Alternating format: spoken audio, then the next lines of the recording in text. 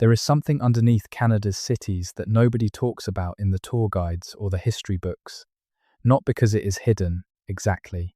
More because it keeps showing up when people dig for other reasons, when they are laying subway track or pouring a foundation or cutting a road through bedrock that was supposed to be empty, and what they find does not fit the timeline they were taught. A stone wall where there should be only clay. A hearth 12 feet below the earliest colonial settlement, burned clean and banked on 3 sides with shaped rock. A carved figure pulled from the bottom of a harbour dredge that no museum will date on record.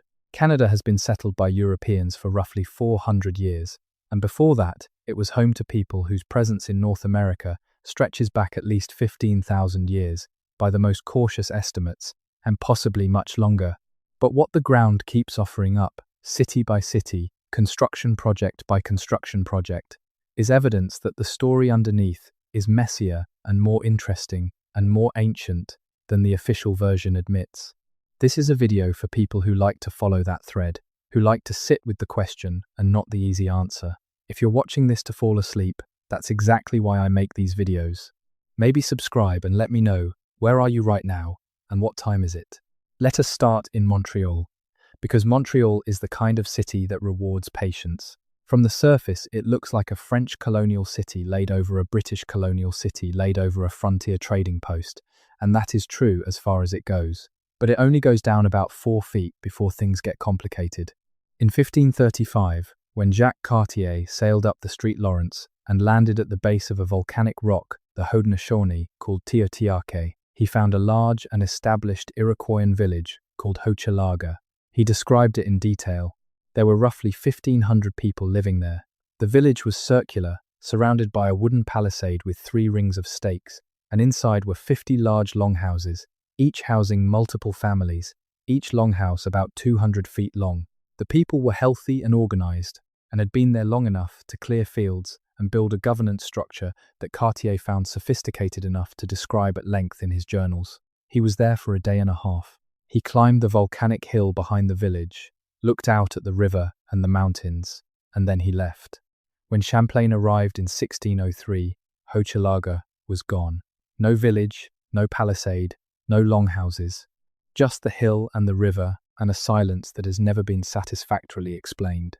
What happened to Hochelaga is one of the genuine mysteries of early Canadian history. Disease is the most common answer, because disease was already running ahead of sustained European contact in North America by the early 1600s. But Champlain found no bodies, no ruins, no evidence of catastrophic depopulation. The Mohawk he met told him the site had been abandoned, but they did not elaborate, and he did not record a satisfying reason. The Iroquoian-speaking people who had built Hochelaga, who had maintained a village of 1,500 people on that rock in the river for generations, simply were not there anymore. What is under McGill University is a version of the same question. McGill's downtown campus sits in the lower slopes of Mount Royal, on ground that was almost certainly part of the Hochelaga settlement territory. In 1925, during construction work on the campus, workers excavating a foundation on the lower campus site encountered what the project supervisor at the time described in a memo, later archived at the university, as a paved surface at a depth inconsistent with European occupation. The memo used the word paved specifically, not compacted earth, not a midden, a surface that had been worked flat and laid with fitted stone pieces, irregular in shape, but clearly placed, not natural. The campus construction continued. The memo was filed. For decades, it sat in the university archive without being referenced in any published account of Montreal's pre-contact history. A historian at the university came across it in the 1970s while working on an entirely different project involving the colonial period. She made a note of it in her own research files and tried to track down any follow-up documentation. There was none. The original excavation notes from the 1925 project had not been preserved. She published a brief mention of the memo in a footnote in 1979, and the footnote sat there, largely unread, for another 20 years. When a subsequent team of archaeologists was brought in to assess a different section of the lower campus in 2001, ahead of a renovation project, they were given access to the 1979 footnote and the original 1925 memo. They petitioned the university for permission to open a test trench in the vicinity of the original discovery. The petition was reviewed by two separate university committees and eventually approved with a narrow scope restriction that limited the test trench to a single 2-meter wide by 5-meter long opening. What they found in that opening was not conclusive by itself, but it was not nothing either. At a depth of roughly 3.5 feet, they encountered a continuous band of worked stone fragments running along one wall of the trench. The fragments were irregular but showed consistent edge dressing along at least one face. The dating they were able to do on associated organic material in the same layer placed the deposit somewhere between 700 and 900 years before the present. That would put it well within the Hochelaga occupation period. It would also put it at roughly the same depth as the 1925 discovery, which was in an adjacent part of the campus. The trench was closed at the end of the permitted scope. No further excavation has been approved at that site. The volcanic hill itself is another matter entirely. Mount Royal, the plug of ancient lava that gives Montreal its name, has been a park since 1876, when the city hired Frederick Law Olmsted to design it. Olmsted, who had designed Central Park in New York, came to Montreal and spent several months surveying the hill before producing his plan. During his survey work, his team documented a series of rock features on the upper slopes that he described in his working notes as evidence of prior human modification.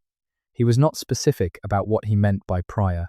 His notes included a sketch of what he called a cleared ring on the north-facing slope, roughly 12 feet across, with what appeared to be a low stone border that he described as not natural. He noted it and moved on.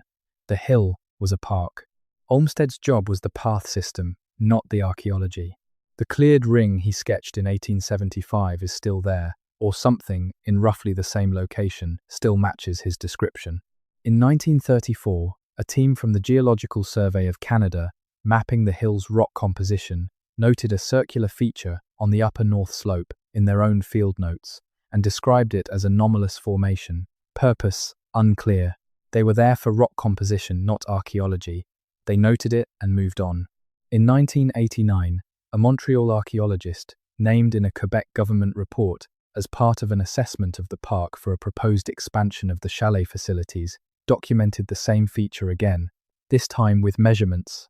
It was circular, approximately 11 meters in diameter, with a low stone border averaging 30 centimeters in height, composed of basalt fragments that had been selected for size and placed rather than accumulated naturally. There was no organic material in the feature that yielded a datable sample. The archaeologists' report recommended a follow-up survey of the upper slopes. The chalet expansion was ultimately not built. The follow-up survey has not been conducted. What the cleared ring on Mount Royal is used for, or was used for, or by whom, is not recorded anywhere. The hill was central to Hochelaga's world. The people of the village had been on that river long enough to name every feature of the landscape and assign it meaning. Whatever was on the upper north slope of that hill meant something to somebody. The ground still has it. The city has simply grown up around it.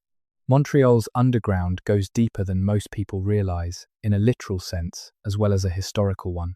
The city has one of the most extensive underground pedestrian networks in the world, a system of tunnels called the Réseau that connects 33 kilometers of pathways through the city's commercial core, linking metro stations and shopping complexes and office towers in an environment where winter temperatures regularly drop below 20 below 0 Celsius. The Réseau is an engineering achievement, but it was not the first underground system in Montreal.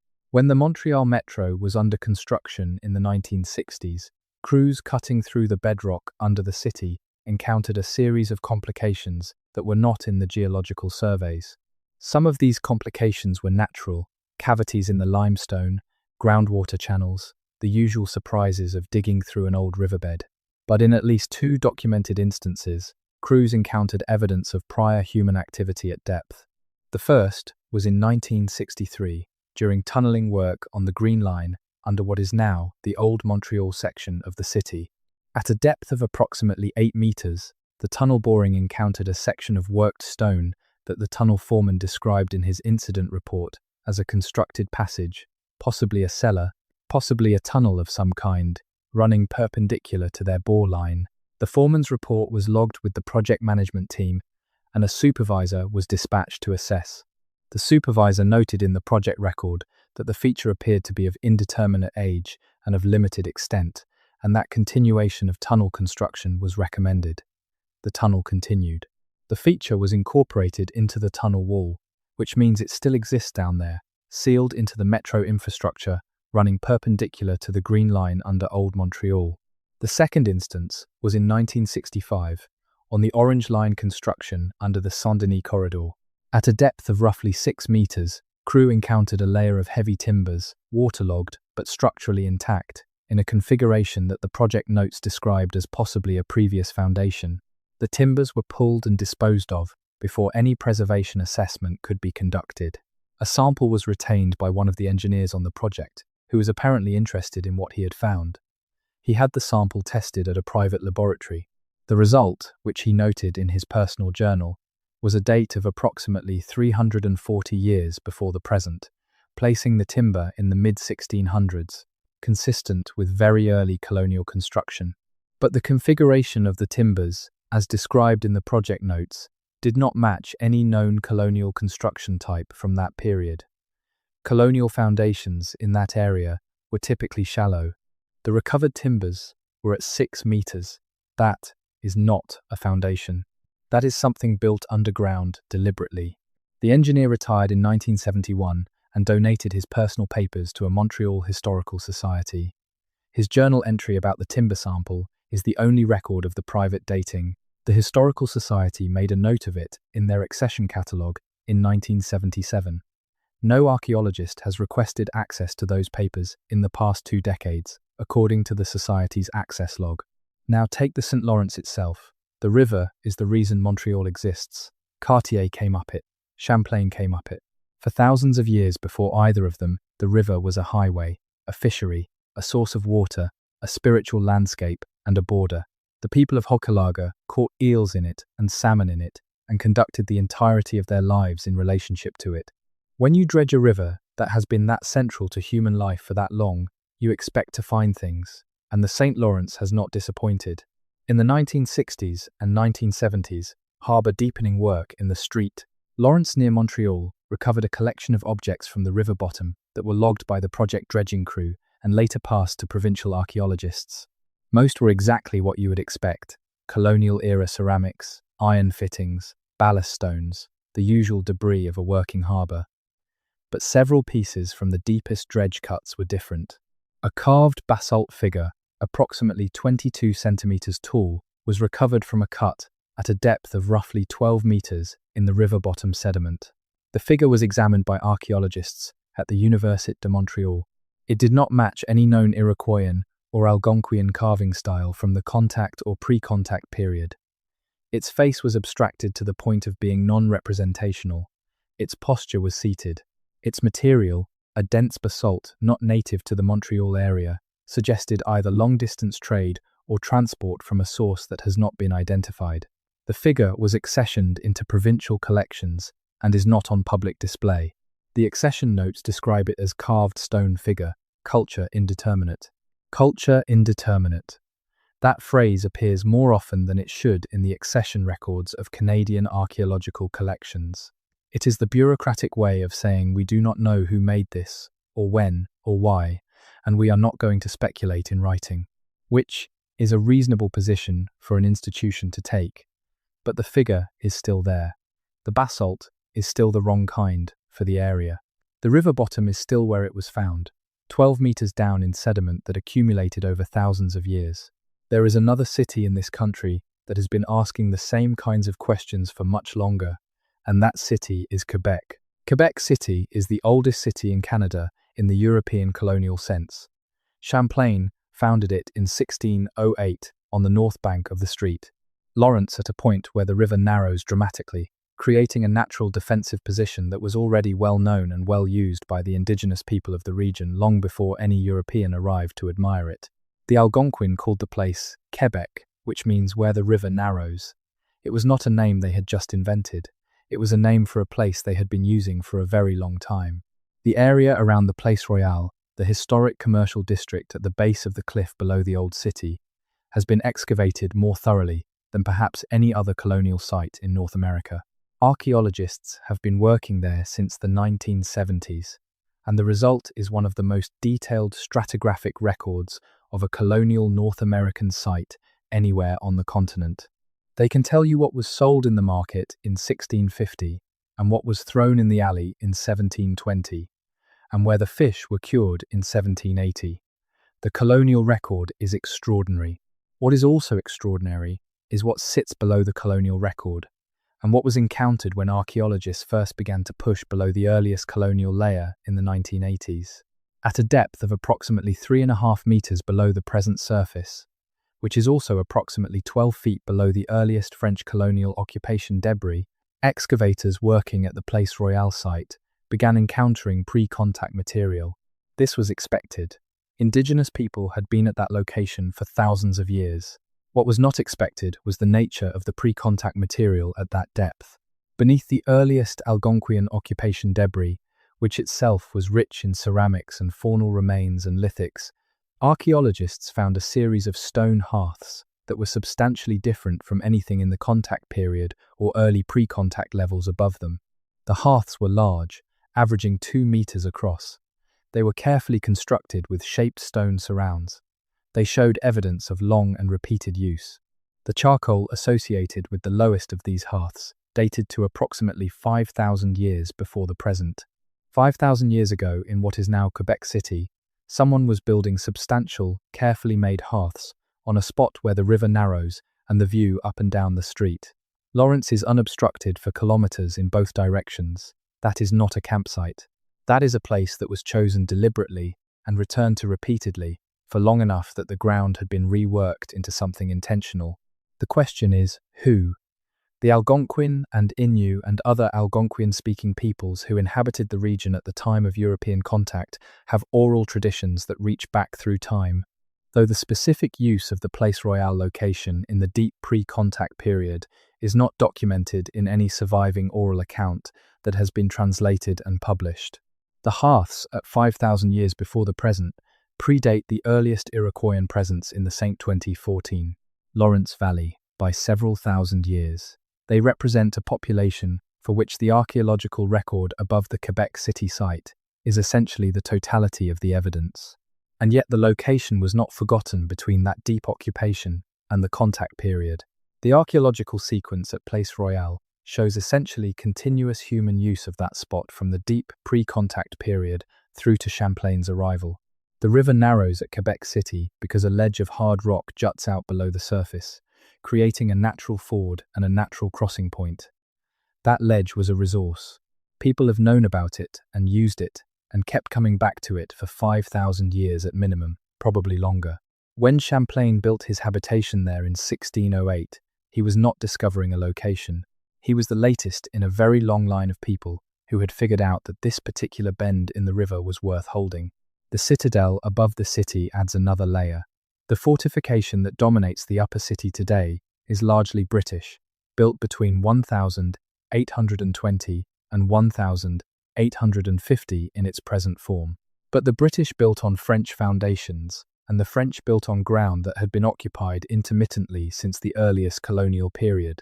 During construction work on the citadel in the 1840s, British military engineers encountered a series of passages in the bedrock beneath the fortification that were described in the engineering survey notes as partially dressed, meaning the rock surfaces had been worked smooth by hand tools, but not completed into any identifiable functional space.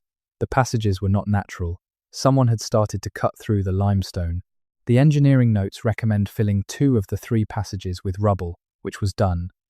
The third passage was incorporated into the citadel's drainage system, which means it is still open. The question of who cut those passages, and when, and for what purpose, was not investigated at the time. The British military was building a fortress, not conducting an archaeological survey.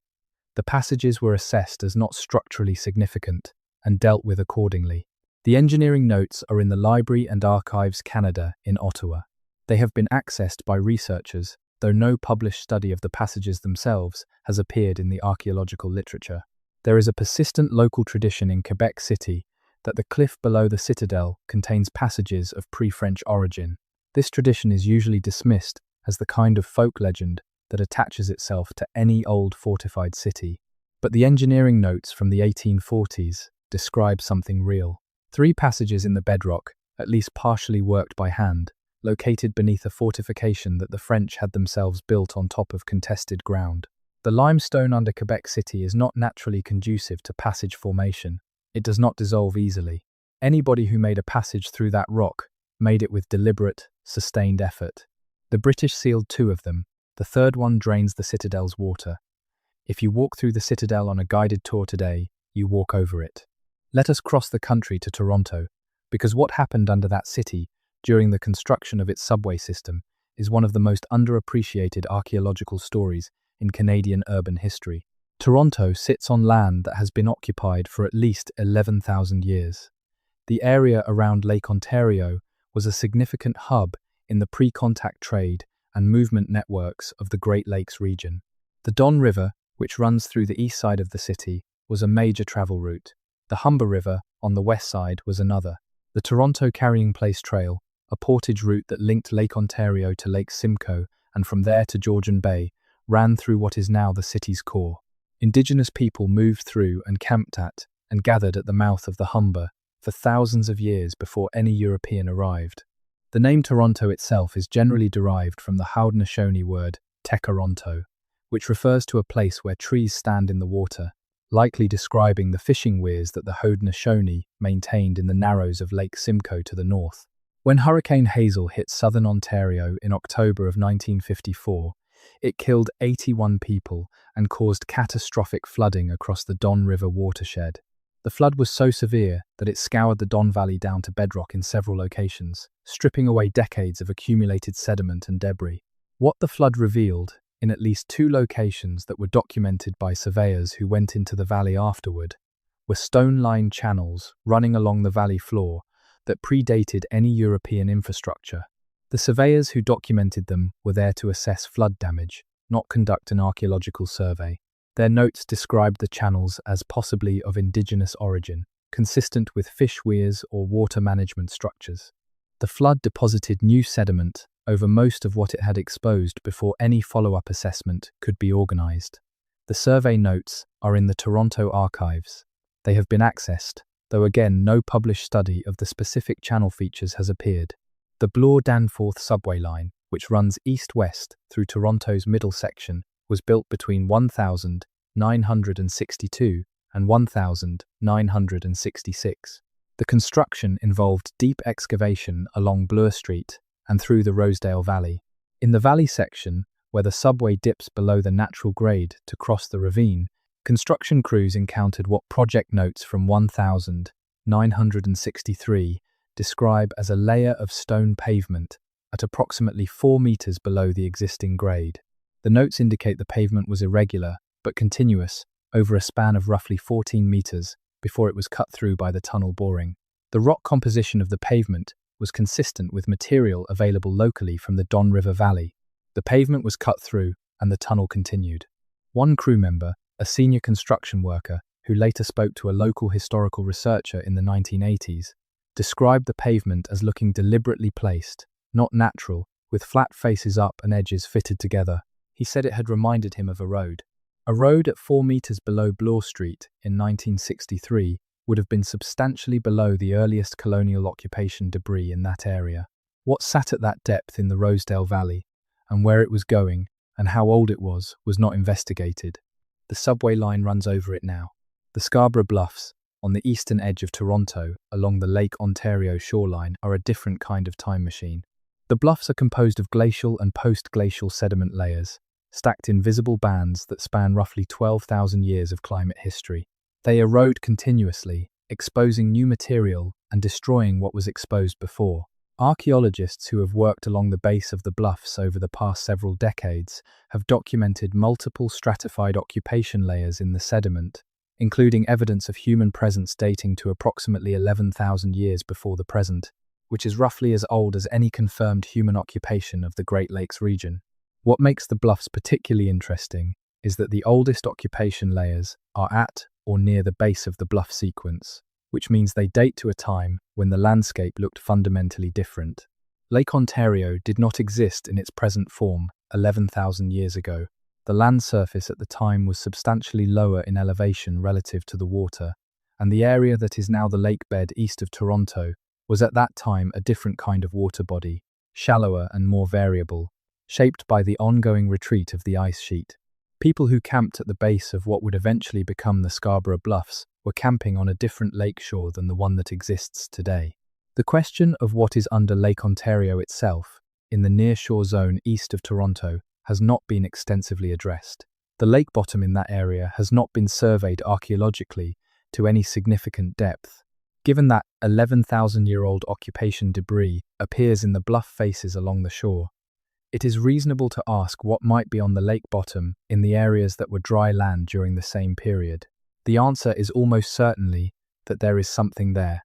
It has simply not been looked for. The Don River Valley, running through the middle of Toronto, has a further complication. Over the course of the 20th century, a series of the Don's tributaries were buried.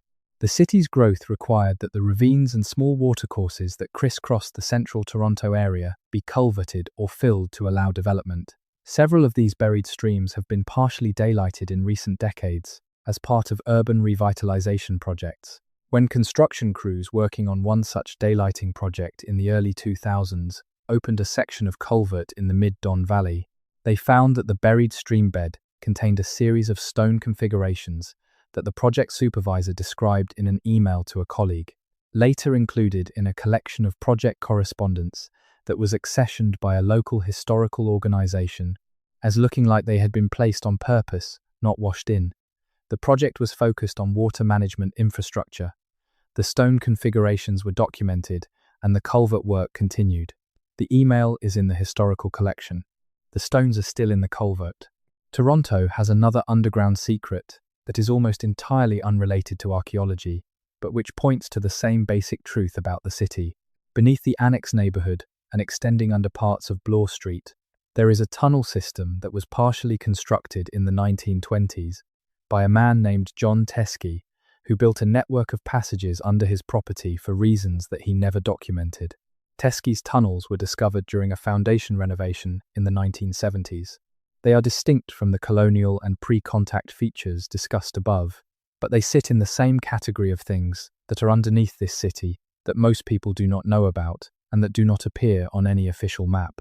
The city has things in its ground that were put there intentionally at various times by various people for various reasons, and the record of those things is almost always incomplete and almost always discovered by accident. Now Winnipeg, which is a city built on the confluence of two rivers and a lake bed and an extraordinary amount of suppressed history, the Forks, where the Red River and the Assiniboine River meet, in the heart of what is now downtown Winnipeg, is one of the most archaeologically significant sites in Canada. The two rivers created a natural junction point that was, for thousands of years, one of the most important meeting places on the northern Great Plains. People gathered there for trade, for ceremony, for the exchange of information and material that kept communities across the prairie connected. The archaeological record at the Forks is continuous for at least 6,000 years, making it one of the longest continuously occupied sites on the continent. When the Forks National Historic Site was being developed in the late 1980s, the archaeological assessments conducted ahead of construction were extensive enough to generate a substantial body of data. What the assessments found was a layered sequence of occupation that predated anything the colonial record had prepared researchers for. At the junction of the two rivers, at depths of between 2 and 4 meters below the present surface, archaeologists found evidence of organized settlement that was not seasonal. The feature that attracted the most attention in the unpublished assessment reports was a series of stone alignments running roughly parallel to the Assiniboine riverbank at a depth of approximately 2.5 meters. The alignments were composed of limestone slabs that had been selected for size and set upright in the ground in a consistent pattern, spaced approximately 1.5 meters apart and running for a total documented length of roughly 30 meters before they disappeared under the footprint of the proposed development. The alignments were photographed and measured. The project archaeologists attempted to get permission for extended excavation beyond the assessment scope. The development timeline was not extended. The alignments were documented, recorded, and built over. The National Historic Site was opened in 1989. The assessment reports are in the Parks Canada archive.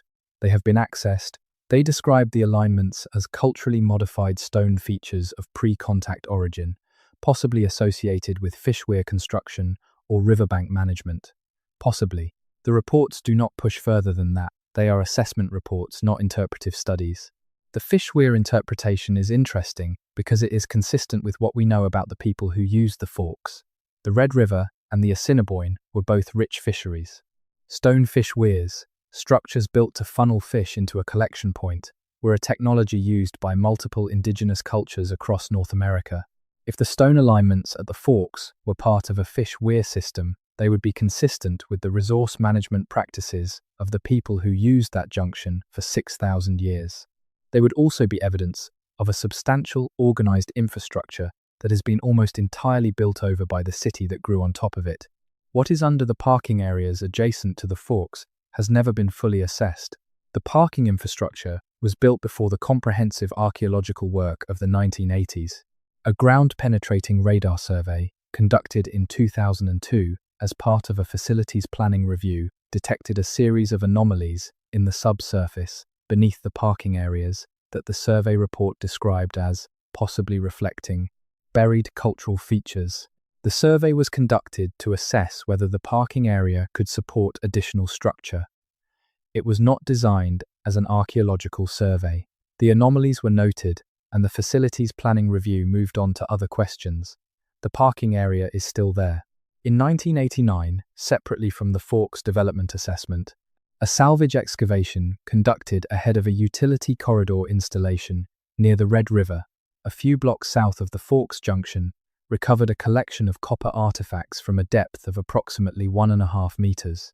The artifacts were not distinctive enough in form to be attributed to a specific cultural tradition, but the copper itself was tested and found to be native copper, consistent with sources in the Great Lakes region, most likely from Isle Royale or the Keweenaw Peninsula in Michigan. The presence of Great Lakes copper in Winnipeg, at a depth consistent with pre-contact occupation, is not surprising in itself. The old copper complex, the copper working tradition of the Great Lakes region that flourished between approximately 7,000 and 5,000 years before the present, had a trade network that distributed copper artifacts across a vast area of the continent. Copper from the Great Lakes has been found in sites from the Gulf Coast to the Canadian Shield. Finding it in Winnipeg makes sense. What it tells you is that whoever lived at the Forks 6,000 years ago was plugged into a continental trade network of considerable sophistication. The Anishinaabe and Dakota and Nakota peoples, who were at the Forks when European contact arrived, had been inheriting a landscape that had been managed and used and mapped and named for thousands of years before them. The confluence of the two rivers had a name in multiple languages before any of those languages were ever written down. The fish weir technology, if that is what the stone alignments represent, was not invented by the people who used the forks in 1700 any more than the people of 1700 invented the rivers themselves. The knowledge was inherited. The infrastructure was inherited. The relationship with that specific piece of landscape was inherited. What is disorienting about the archaeological record in Canadian cities is the regularity with which that inherited depth is revealed and then sealed back up again, because there is something else to build. It is not that the archaeologists are negligent. The assessments are conducted, the features are documented, the anomalies are recorded. It is that the pace of construction and the requirements of development consistently outrun the pace of archaeological inquiry. You get a 2-week assessment window before the foundation is poured. You get a narrow scope restriction on your test trench. You get a parking structure built before the comprehensive survey is finished. The ground keeps offering things up, and the city keeps covering them back over. Winnipeg has one more feature worth discussing, and it is on the western edge of the city. Wascana Rehabilitation Centre, which sits in a neighbourhood that was developed primarily after the Second World War, was built on ground that had been part of the open prairie until the mid-20th century. When the facility was being expanded in the 1990s, a geotechnical survey ahead of foundation work encountered a buried soil horizon at approximately 2 meters depth that was substantially darker and more organic rich than the surrounding prairie soil. Darker buried soil horizons of this kind, sometimes called dark earth or anthropogenic soil, are associated with long-term human occupation at a site. The soil is dark because organic matter, charcoal, food waste, and decomposed material accumulated in it over centuries or millennia. A sample was sent for analysis as part of the geotechnical survey, primarily to assess its load-bearing properties. The analysis came back with an unusual carbon signature that the geotechnical laboratory noted in their report as warranting further investigation, without specifying what kind of investigation. The foundation work continued. The dark soil horizon is under the building. Let us go west. Vancouver is a city that came up fast and built over a lot of things in a hurry. False Creek, the tidal inlet that cuts into the south side of downtown Vancouver, was one of the most densely occupied pre-contact environments on the BC coast. Salish people fished it and dug clams on its shores and built their houses along its margins for thousands of years. When the colonial city of Vancouver began to develop in earnest after the 1886 incorporation, False Creek was gradually industrialized and partially filled. By the mid-20th century, it had been reduced from a broad inlet to a narrow channel. The filling of False Creek destroyed an unknown quantity of archaeological material. What was found during the filling operations was mostly not assessed, because archaeological assessment was not a legal requirement at the time. In the 1970s, as False Creek was being redeveloped again, this time from an industrial zone into the residential and recreational waterfront that exists today, construction activity began uncovering midden deposits on the south shore. A midden is an accumulation of food waste, primarily shells, but also bone and other debris, that builds up over time at a location that is used repeatedly for food processing. The False Creek middens were substantial. They indicated occupation going back approximately 4,000 years on the south shore alone. The middens were excavated partially and salvaged partially and built over partially, depending on which section of the shore was being developed and what the development requirements were. What the False Creek middens document is a community that lived on that inlet for 4,000 years, maintaining a structured relationship with its tidal resources, processing shellfish and salmon and other species in organized ways, and leaving behind a physical record of that relationship that was 4,000 years deep and several meters thick in some sections. The city of Vancouver has grown up over it. In 1983, when BC Place Stadium was being built on the north shore of False Creek, the pile-driving operations required for the stadium's foundation hit something unexpected at depth. The pile-driving crew noted in their incident report that at approximately 9 meters depth on several piles, they encountered resistance inconsistent with the expected alluvial sediment at that depth. The project geotechnical engineer investigated and concluded that the resistance was likely attributable to a dense wood mass, possibly the remnant of a pre-contact fish trap or weir structure that had been buried under the fill layers deposited during False Creek's earlier industrialization. The piles went through it. The stadium was built. The wood mass, if that is what it was, is still at 9 meters depth under BC Place. This is not a unique situation. The pile driving for several large structures on the False Creek waterfront encountered similar anomalous resistance at depth during construction in the 1980s and 1990s. Most of these incidents were logged in project geotechnical records as anomalous subsurface conditions and attributed to buried wood or organic debris without further investigation. The possibility that some of these buried organic masses represent pre-contact cultural features has been raised in the archaeological literature but not systematically addressed. The Musqueam, Squamish, and Tsleil-Waututh people, whose traditional territories encompass the False Creek area and the broader Vancouver region, have oral traditions that describe the use of that inlet in exactly the way the midden deposits confirm. The three nations have been engaged in ongoing land use consultations with the city and province for decades, and the knowledge they hold about the pre-contact landscape is often far more detailed and specific than the archaeological record alone provides. The oral traditions and the physical evidence are not in conflict. They describe the same place from different angles.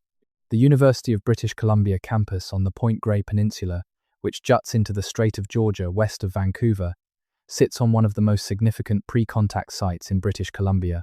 The peninsula was a major Musqueam occupation site for thousands of years. When UBC was established there in the early 20th century, the campus development proceeded with essentially no archaeological assessment. The midden deposits that were exposed and removed during initial campus construction in the 1910s and 1920s were not systematically studied. What was recovered by accident was sometimes kept, sometimes discarded, sometimes accessioned into collections that are scattered across multiple institutions. The Musqueam Indian Band has been working for decades to recover material removed from their traditional territory and to have the full extent of the archaeological record on the peninsula properly documented. The work is ongoing. The campus continues to expand and renovate. The ground continues to have things in it.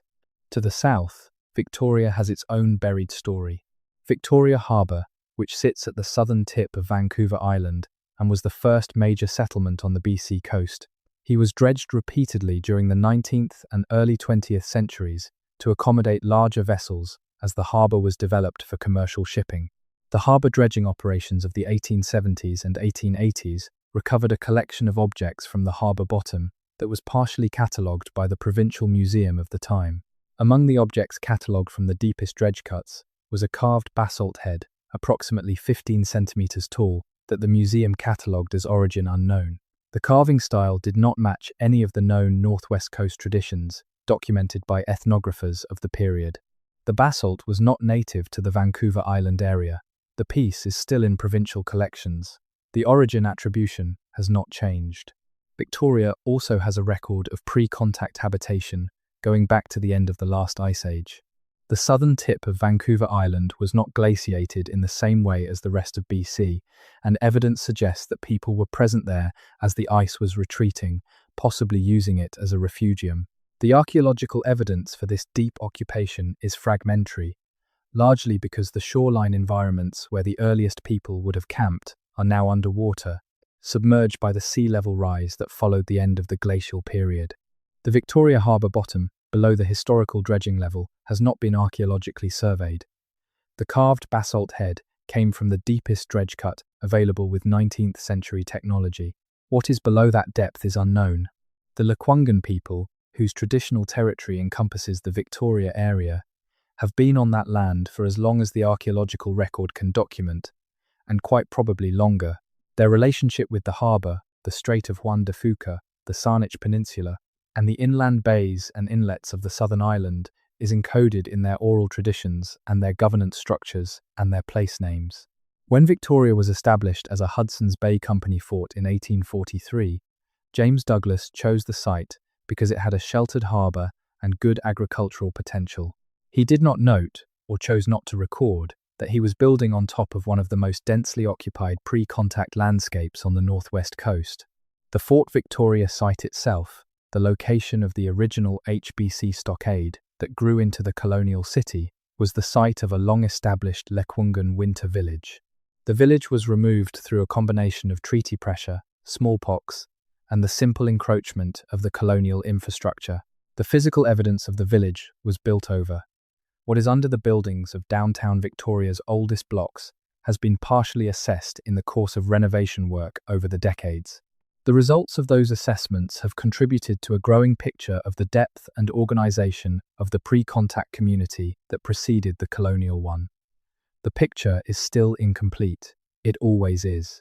Calgary is a different kind of city with a different relationship to its own deep past.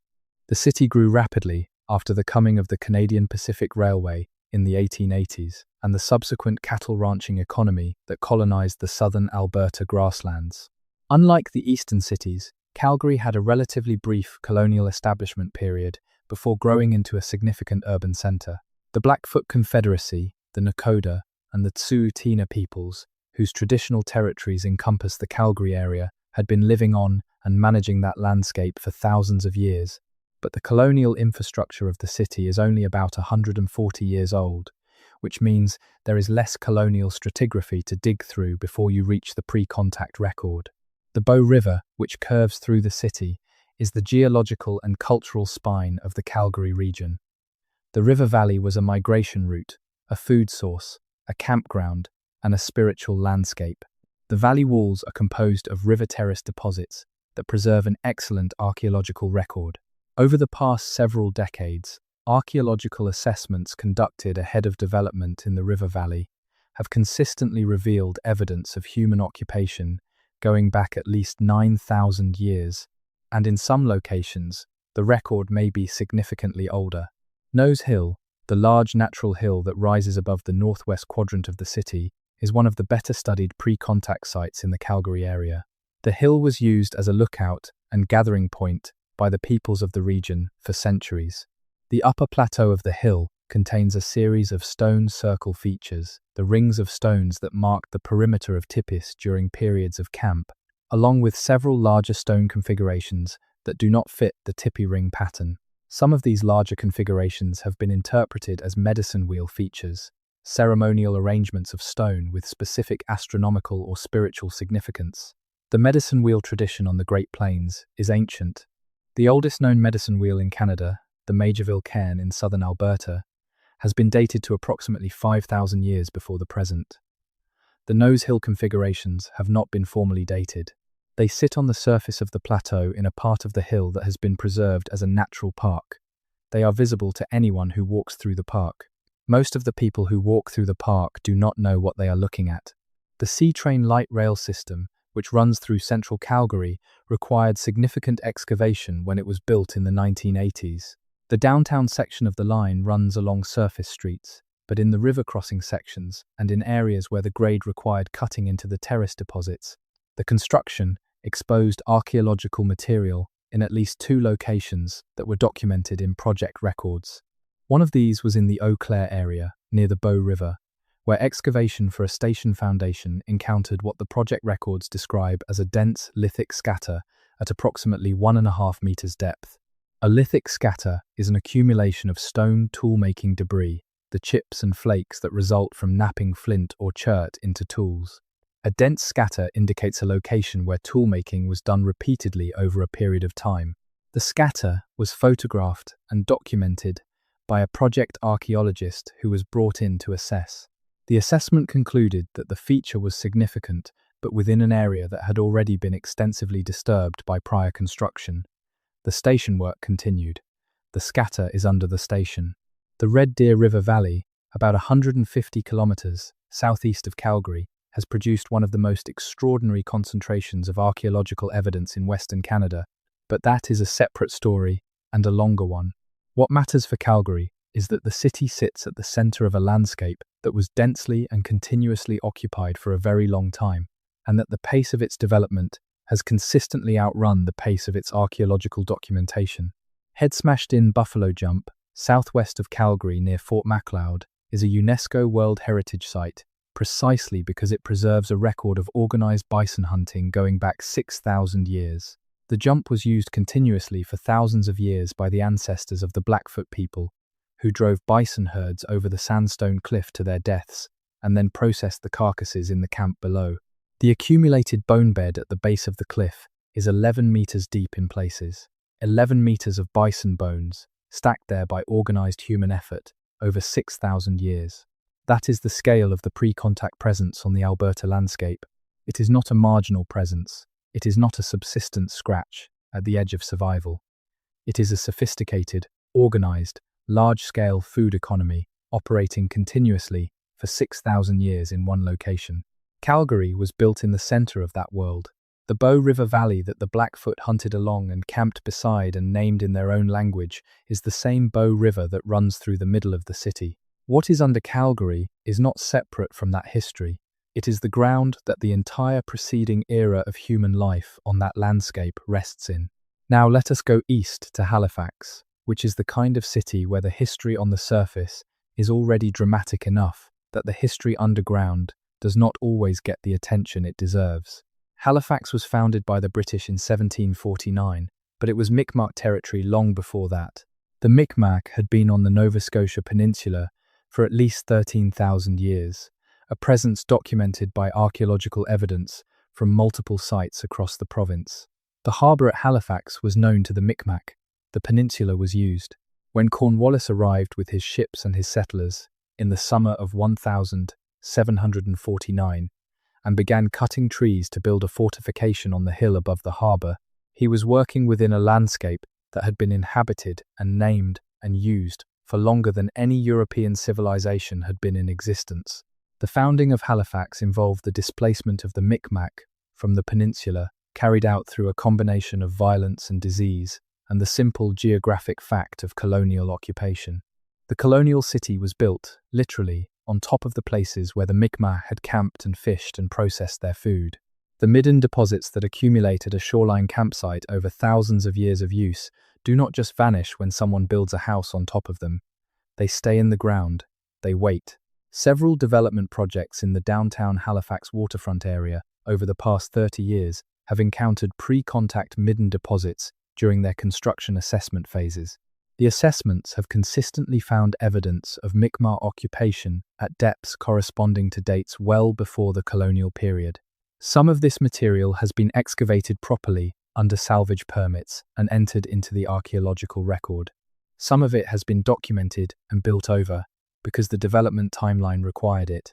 The Mi'kmaq of Nova Scotia, through the Confederacy of Mainland Mi'kmaq and the Mi'kmaq Rights Initiative, have been engaged in ongoing discussions with the provincial government about the pace and scope of heritage protection in the Halifax area. Those discussions are incomplete. Citadel Hill, which rises above the harbour and has been a military fortification in various forms since the British arrival, sits on a prominence that the Mi'kmaq also used, and for longer. The hill provides an unobstructed view of the harbour approaches and the surrounding water. Any people who needed to monitor movement in and out of the harbour would have used the hill for exactly the same reason the British built a fortification there. The archaeological work that has been done on the hillside, in the context of Parks Canada's stewardship of the National Historic Site, has been focused primarily on the colonial and military layers. The pre-contact material below those layers has been less systematically addressed. In 1917, the Halifax explosion destroyed a large section of the north end of the city and damaged structures across the harbour. The blast was the largest non-nuclear explosion in human history to that point, killing approximately 2,000 people and destroying 1,600 homes. The explosion and the subsequent clearance of debris and the rebuilding of the north end involved substantial ground disturbance over a large area. No systematic archaeological assessment was conducted in the wake of the disaster. The priority was rebuilding a destroyed city, not documenting what was in the ground. Some of what was exposed by the explosion and the clearance work has been described in contemporary accounts without archaeological analysis. Whether any pre-contact features were disturbed or exposed and not recorded during that period is not known, because nothing was systematically recorded.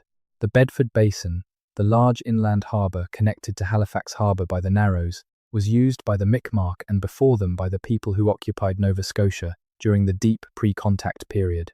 The basin's sheltered waters and its proximity to the open harbour made it an ideal location for exactly the kind of long-term occupation that leaves a material record. The shores of the basin have been developed extensively since the colonial period. What archaeological assessments have been conducted in the Bedford Basin area have found material consistent with long-term Mi'kmaq occupation. The full extent of that occupation record has not been documented. Let us go to a city that has had a genuinely unusual relationship with its own underground, and that is Ottawa. Ottawa was established as a colonial town called Bytown in the 1820s, when the British decided to build a canal linking the Ottawa River to Kingston on Lake Ontario as a strategic military waterway. The Rideau Canal, completed in 1832, is itself an extraordinary feat of engineering, 47 kilometres of locks and dams and cuts through the Canadian Shield.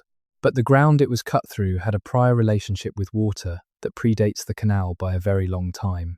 The Rideau River watershed and the Ottawa River, at whose confluence the city sits, were major travel routes for the Algonquin people for thousands of years. The Ottawa River was one of the primary canoe routes linking the Great Lakes to the St. Lawrence. The Algonquin called it the Kitchi-Sibi, the Great River. It was not a wilderness route in the sense of a route through uninhabited country. It was a highway through the homeland of the Algonquin nation, and it had been travelled and managed and named for millennia before the first European canoed up it.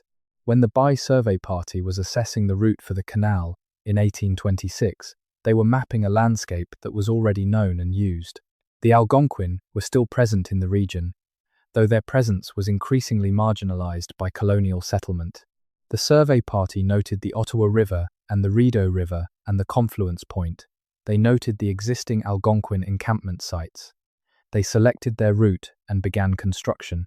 The Parliament Hill escarpment, which rises above the Ottawa River on the south bank of the river, just east of the confluence, has been the seat of Canadian federal government since Confederation in 1867, but the ground on which the Parliament buildings stand was already old when the buildings went up. During excavation for the original Parliament buildings in the 1860s, workers cut into the limestone of the escarpment and encountered a series of features that the construction supervisor at the time noted in a letter to the chief engineer. The letter, which is in Library and Archives Canada, describes a section of dressed stone passage at a depth of approximately 5 meters below the escarpment surface, running roughly east-west through the limestone. The passage was too small to be used as a utility corridor by the new buildings. It was filled with rubble during the construction process. The 1860s passage under Parliament Hill is separate from the more extensively documented tunnel systems that were built later for various operational purposes. It is also separate from the emergency tunnels built during the Cold War era for government continuity purposes. What it represents is something that was already in the limestone before the Parliament buildings were constructed, something that somebody had cut through that rock at some prior point for some undetermined purpose. The limestone under Ottawa and across the Ottawa Valley is ancient, deposited when the region was the floor of a shallow tropical sea. It is soluble in acidic water over geological time, which means it develops natural cavities. Some of what the 1860s construction workers encountered may have been a natural cavity that had been partially worked, the way natural features are sometimes incorporated into constructed spaces, or it may have been cut from scratch. The construction record is not detailed enough to distinguish between those possibilities. The Rideau Canal itself, during its construction, encountered several unusual subsurface features that were noted in the engineering records. The most extensively documented was a section of flat stone flooring encountered beneath the foundation courses of one of the early lock structures. The stone was laid flat in a way that the construction engineers recognized as deliberate, but that they could not attribute to any prior European construction on that site. The feature was built over when the lock was completed. It is still under the lock. Bywood Market, the historic public market district east of Parliament Hill, is the oldest continuously commercial district in Ottawa. Archaeological assessments conducted during renovation work in the Bywood Market area in the 1990s and 2000s have found evidence of occupation going back to the Archaic period, thousands of years before colonial settlement. The Algonquin people traded and camped at the confluence of the Ottawa and Rideau rivers and throughout the surrounding watershed. The market area sits in the heart of that confluence zone. The pre-contact occupation debris is at depth below the colonial layers, and the colonial layers themselves go back nearly 200 years. Digging through all of that takes time. Most of the excavation work in Bywood Market has been salvage work, conducted quickly ahead of renovation projects with timelines that do not accommodate the kind of careful excavation that would extract the full information value of what is in the ground. There is one more city in this country that deserves extended attention in this kind of discussion, and it is a city where the anomalies in the ground have been documented with unusual specificity. That city is Saskatoon. Saskatoon sits in the middle of the Saskatchewan Prairie on the South Saskatchewan River, and it grew fast at the beginning of the 20th century during the Great Wheat Boom that transformed the Canadian Plains. But the ground under Saskatoon is not the blank slate that the colonial booster literature of 1910 suggested. The South Saskatchewan River was a major travel corridor and food source for the peoples of the northern Great Plains for thousands of years. The river valley at Saskatoon cuts through prairie sediment to expose older deposits that contain the archaeological record of that use. When the city's infrastructure was being built out in the early 20th century, utility corridor installation repeatedly exposed pre-contact material in the river valley. Most of it was not documented systematically. The city was being built fast, and the priority was getting the pipes in the ground. What was recovered by workers who found something interesting was sometimes kept by the workers themselves, sometimes brought to local historical institutions, and sometimes lost. The historical institutions in Saskatoon have collections that include material recovered in this unsystematic way from early construction projects, material that has provenience notes that say things like found during sewer installation, Broadway Bridge area, or recovered by workmen, riverbank location unknown. The material is real. The location data is inadequate for modern archaeological purposes. In the 1970s, when the University of Saskatchewan began expanding its campus on the west bank of the river, an archaeological assessment was conducted on the campus grounds. The assessment found a stratified sequence of occupation in the riverbank that extended from the contact period back approximately 8,000 years. At the deepest levels of the sequence, the material recovered indicated a people who were processing bison and plant foods on the riverbank in organized ways during a period when the climate of the southern Saskatchewan prairie was substantially warmer and wetter than it is today. The early Holocene warm period on the Canadian plains supported a more diverse and productive ecosystem than the present one, and the people who lived in that period were adapted to a landscape that has since dried out significantly. The 8,000-year sequence on the University of Saskatchewan campus riverbank is one of the most complete archaeological records of prairie occupation in Western Canada. It sits in a park on the university grounds now. There is a sign. The sign does not fully convey what is under the grass. There is a stone circle on the outskirts of Saskatoon that has been documented in the archaeological literature but is not widely known outside specialist circles. The feature is located on a ridge above the river valley east of the city centre, in an area that was agricultural land before being absorbed into the expanding urban edge. It is a ring of limestone boulders, approximately 14 meters in diameter, with a central cairn and a series of spoke features radiating outward from the centre to the ring. The form is consistent with the medicine wheel tradition of the northern Great Plains, though it is smaller than the major medicine wheels, such as the Majorville Cairn or the Moose Mountain Wheel in southern Saskatchewan. It has not been formally dated, though the weathering of the stones and the stratigraphic context suggest it is not recent. It is on private land. It has not been excavated. Its significance to any specific cultural tradition has not been assessed. It sits on the ridge above the river valley, as it has sat for an unknown period of time, while the city grows toward it. The Great Plains medicine wheel tradition is one of the aspects of pre-contact North American culture that receives the least attention relative to its significance. The wheels are distributed across the northern plains from South Dakota to Alberta, and they represent a deliberate, organized, continent-scale astronomical and ceremonial tradition that was maintained across generations with a consistency that implies structured knowledge transmission. The alignment of medicine wheel spokes to astronomical events, the solstices and equinoxes, and the rising and setting of specific stars has been documented at multiple sites and verified by independent analysis. The precision of these alignments is not accidental. You do not accidentally align a spoke of a stone wheel to the point on the horizon where Aldebaran rises at the summer solstice. You do it because you know where Aldebaran rises, because you have tracked it, because someone taught you to track it, and because the tracking of that specific astronomical event means something specific to your community. The knowledge required to build and maintain a medicine wheel tradition of continental scale over several thousand years is not simple knowledge. It is the result of sustained observation and organized transmission across many generations. It is the product of a culture with a sophisticated intellectual tradition, capable of abstract thinking, long-term planning, and continent-wide coordination. The medicine wheels that survive on the Canadian prairie, including the one on the ridge east of Saskatoon, are artifacts of that tradition. They are also, in most cases, sitting unprotected on the surface of the ground in areas that are being developed or farmed or subjected to erosion. The one near Saskatoon is on private land. The Majorville Cairn is in a remote area of southern Alberta and is difficult to access. Moose Mountain in Saskatchewan is on provincial land, but has been subjected to disturbance over the years. What all of these places share is that they are simultaneously significant and underprotected, which is a condition that applies to a very large proportion of the pre-contact heritage of the Canadian landscape. The significance is acknowledged. The protection is inadequate. The ground keeps having things in it, and the things keep being at risk. Edmonton is the last city in this country whose underground record deserves attention in this discussion. though it will not be the last word. Edmonton grew on the North Saskatchewan River, which was one of the major travel routes of the subarctic and boreal forest zone.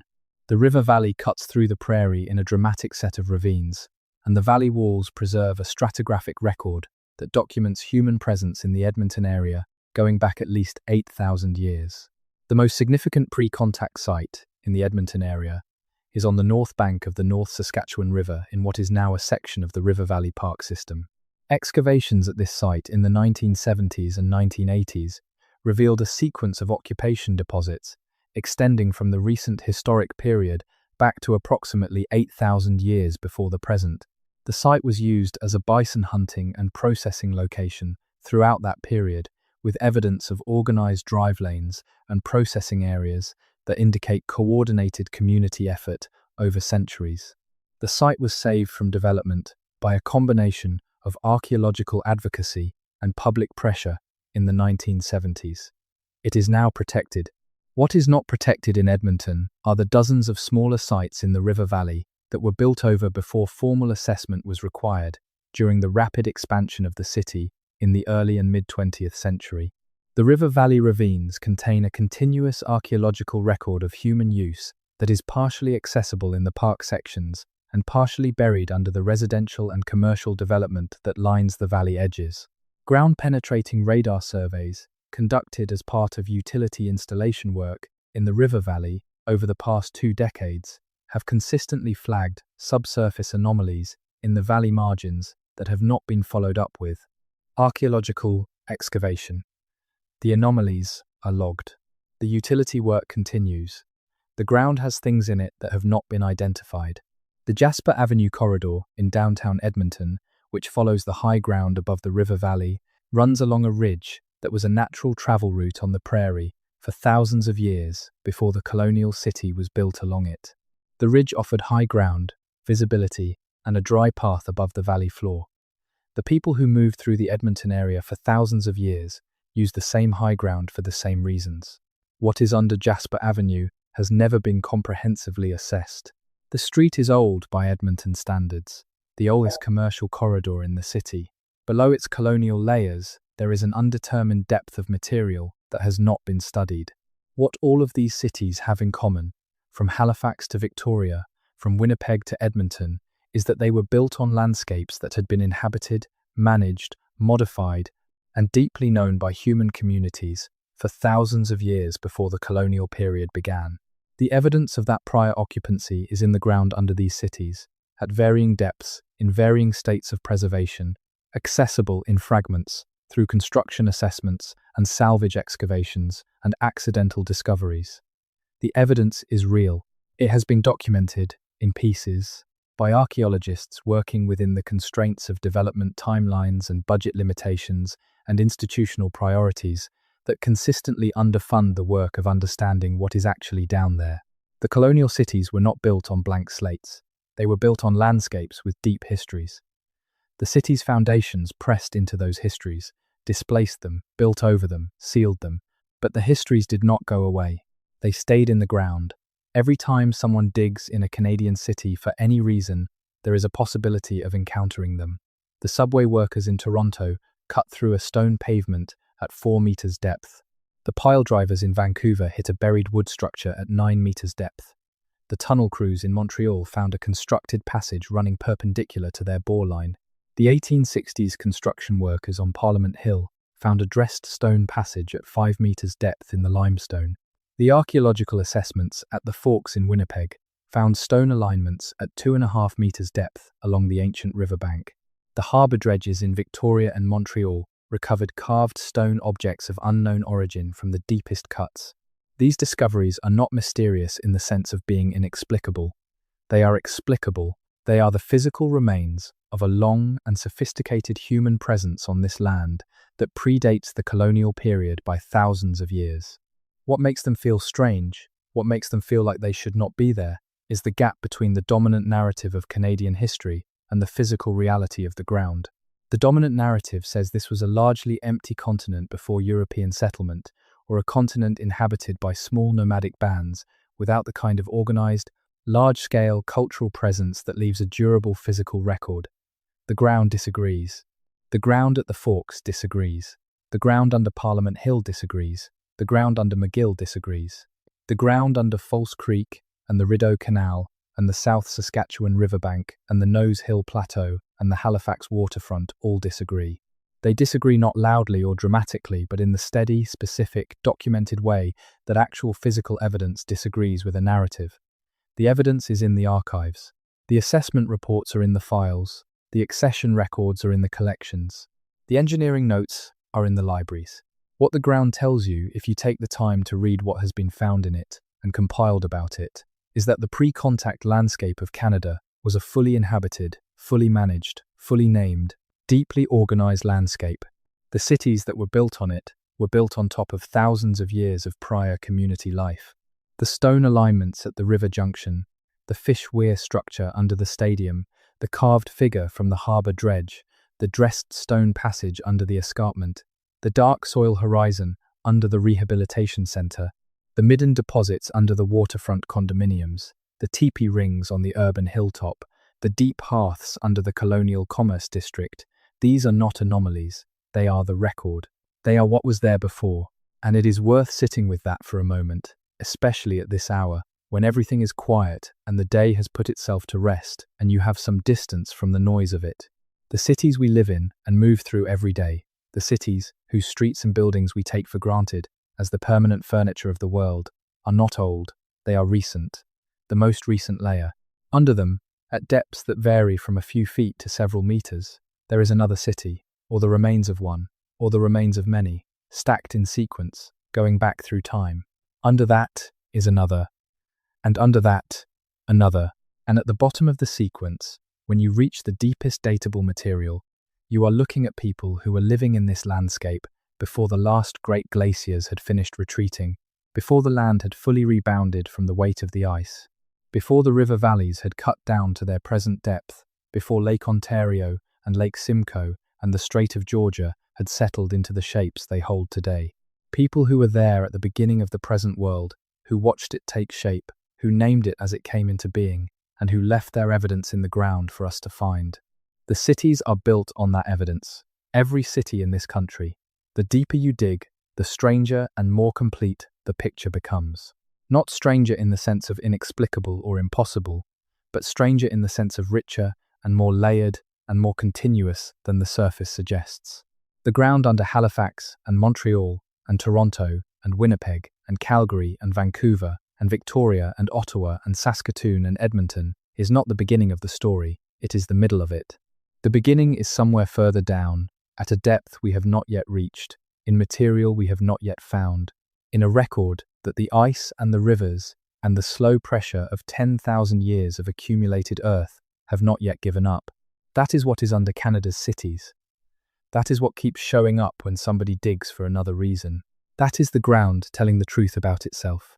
One construction project at a time, one assessment report at a time, one accession record at a time, one engineering note at a time, one footnote at a time.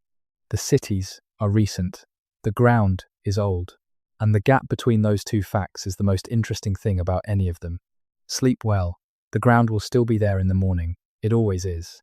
Actually, let us back up and go deeper on several of these places, because what has been described so far only scratches the surface.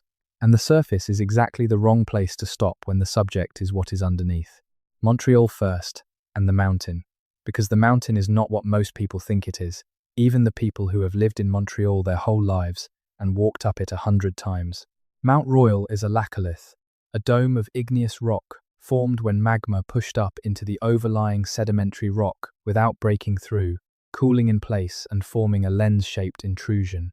The Montérégion Hills, the small mountains that dot the landscape around Montreal and extend in a rough line to the east, are all laccoliths of the same origin, pushed up during the same geological event roughly 125 million years ago. From the air, the Montérégion Hills form a pattern that is visible and distinct from the surrounding lowlands. From the ground, standing on top of any one of them, you can see several of the others in clear conditions. The fact that the Montérégion Hills are visible from each other is not incidental. Any people who lived in the Street, Lawrence Valley and needed to navigate it, or who used the heights for observation and ceremony, would have understood the relationship between the hills very quickly. The hills are landmarks that are organized by their geological origin into a pattern that is readable from any elevated position among them. Pre-contact peoples who used the river valley would have assigned meaning to that pattern. They would have navigated by it. They would have incorporated it into their understanding of the landscape. Whether the summit of Mount Royal was used ceremonially by the people of Hochelaga and their predecessors is not documented in any written record, but the logic is strong. A volcanic plug rising above a major river junction, visible from the surrounding lowland for kilometers in every direction, located in the center of a landscape that was densely occupied for thousands of years, would have been a significant place. Not incidentally significant, but centrally significant. The kind of place that communities return to for ceremony and gathering. That gets incorporated into the cycle of important events. That accumulates meaning over generations until the meaning is inseparable from the place itself. The cleared ring on the upper north slope that Olmsted sketched in 1875 and that the Geological Survey noted in 1934 and that the Quebec government assessment measured in 1989 is consistent with a ceremonial feature of the kind found at significant landscape locations across North America. Rings of stone associated with ceremonial use have been documented at elevated and prominent locations from the Pacific coast to the Atlantic, across a vast range of cultural traditions and time periods. The commonality is not the specific cultural tradition. The commonality is the impulse to mark a significant place in a specific way, to create a defined space within the landscape that is set apart from ordinary use. What ceremonies were conducted in the cleared ring on Mount Royal, if it is a ceremonial feature, and by whom and over what period of time, is not known and may never be known. The rock surface at that elevation does not preserve organic material well. The stratigraphic record in the shallow soil of the upper slopes is thin and has been disturbed by park management over the century and a half since Olmsted began modifying the hill. The potential of the feature to yield datable material is limited. What it yields is its shape and its location, and its difference from the natural rock surface around it. That has to be enough. The 1,925 paved surface at the base of the McGill campus is more puzzling in some ways, precisely because it was encountered during an institutional construction project. Universities keep records. The 1,925 construction had a project supervisor who wrote a memo. The memo was filed, the memo was archived, the memo was found 7 decades later by a historian working on something else. The sequence is both typical and frustrating. The most important discovery in a construction project gets mentioned in a single internal memo, filed without follow-up, and waits in an archive for someone to stumble across it while looking for something else. The fact that the paved surface was at a depth inconsistent with European occupation, as the 1,925 memo noted, is the key detail. European colonial occupation in Montreal began in 1642, with the founding of Ville Marie by Paul Hamedi de Maisonneuve. The early colonial settlement was not deep. The first structures were wooden, sitting on shallow foundations, or no foundations at all. The paved surface would have needed to be substantially deeper than colonial construction to be described as inconsistent with European occupation by a 1925 supervisor who presumably had some familiarity with what colonial Montreal construction looked like. If the surface was at a depth of, say, 1.5 meters or more, it would be well below the colonial occupation layer and squarely in the pre-contact range. A paved surface in the pre-contact record of the Montreal area would be unusual but not without precedent. The Haudenosaunee, who built Hochelaga, were a sedentary agricultural people. They built longhouses and maintained villages for extended periods. A settled agricultural community that returns to the same location for generations or centuries will modify the ground surface of that location. They compact it, clear it, level it, and in some cases surface it. The Iroquoian tradition of village construction included plazas, open areas within the village palisade that were maintained as clear surfaces for communal activity. Whether those plaza surfaces were paved in any formal sense is not well documented in the archaeological literature for the St. Lawrence Iroquoian tradition, but a worked flat surface beneath a pre-contact occupation deposit would be consistent with the kind of community ground modification that a settled agricultural village would produce. The 2001 test trench at McGill found worked stone fragments at the same depth, in the same area, dating to the same period as the Hochelaga occupation. That is 3 independent lines of evidence pointing to the same conclusion. There was something organized and deliberate in the ground under the lower McGill campus during the period when Hochelaga was occupied. What that organized and deliberate thing was, exactly, is what the narrow scope restriction on the 2001 test trench prevented from being determined. A 2 by 5 meter trench is 14 meters of square area. Hochelaga was described by Cartier as a village of 5,200-foot longhouses surrounded by a palisade. The footprint of that village was substantial. You are not going to characterize a village of that size with a 14 square meter test trench. The university has not approved further excavation.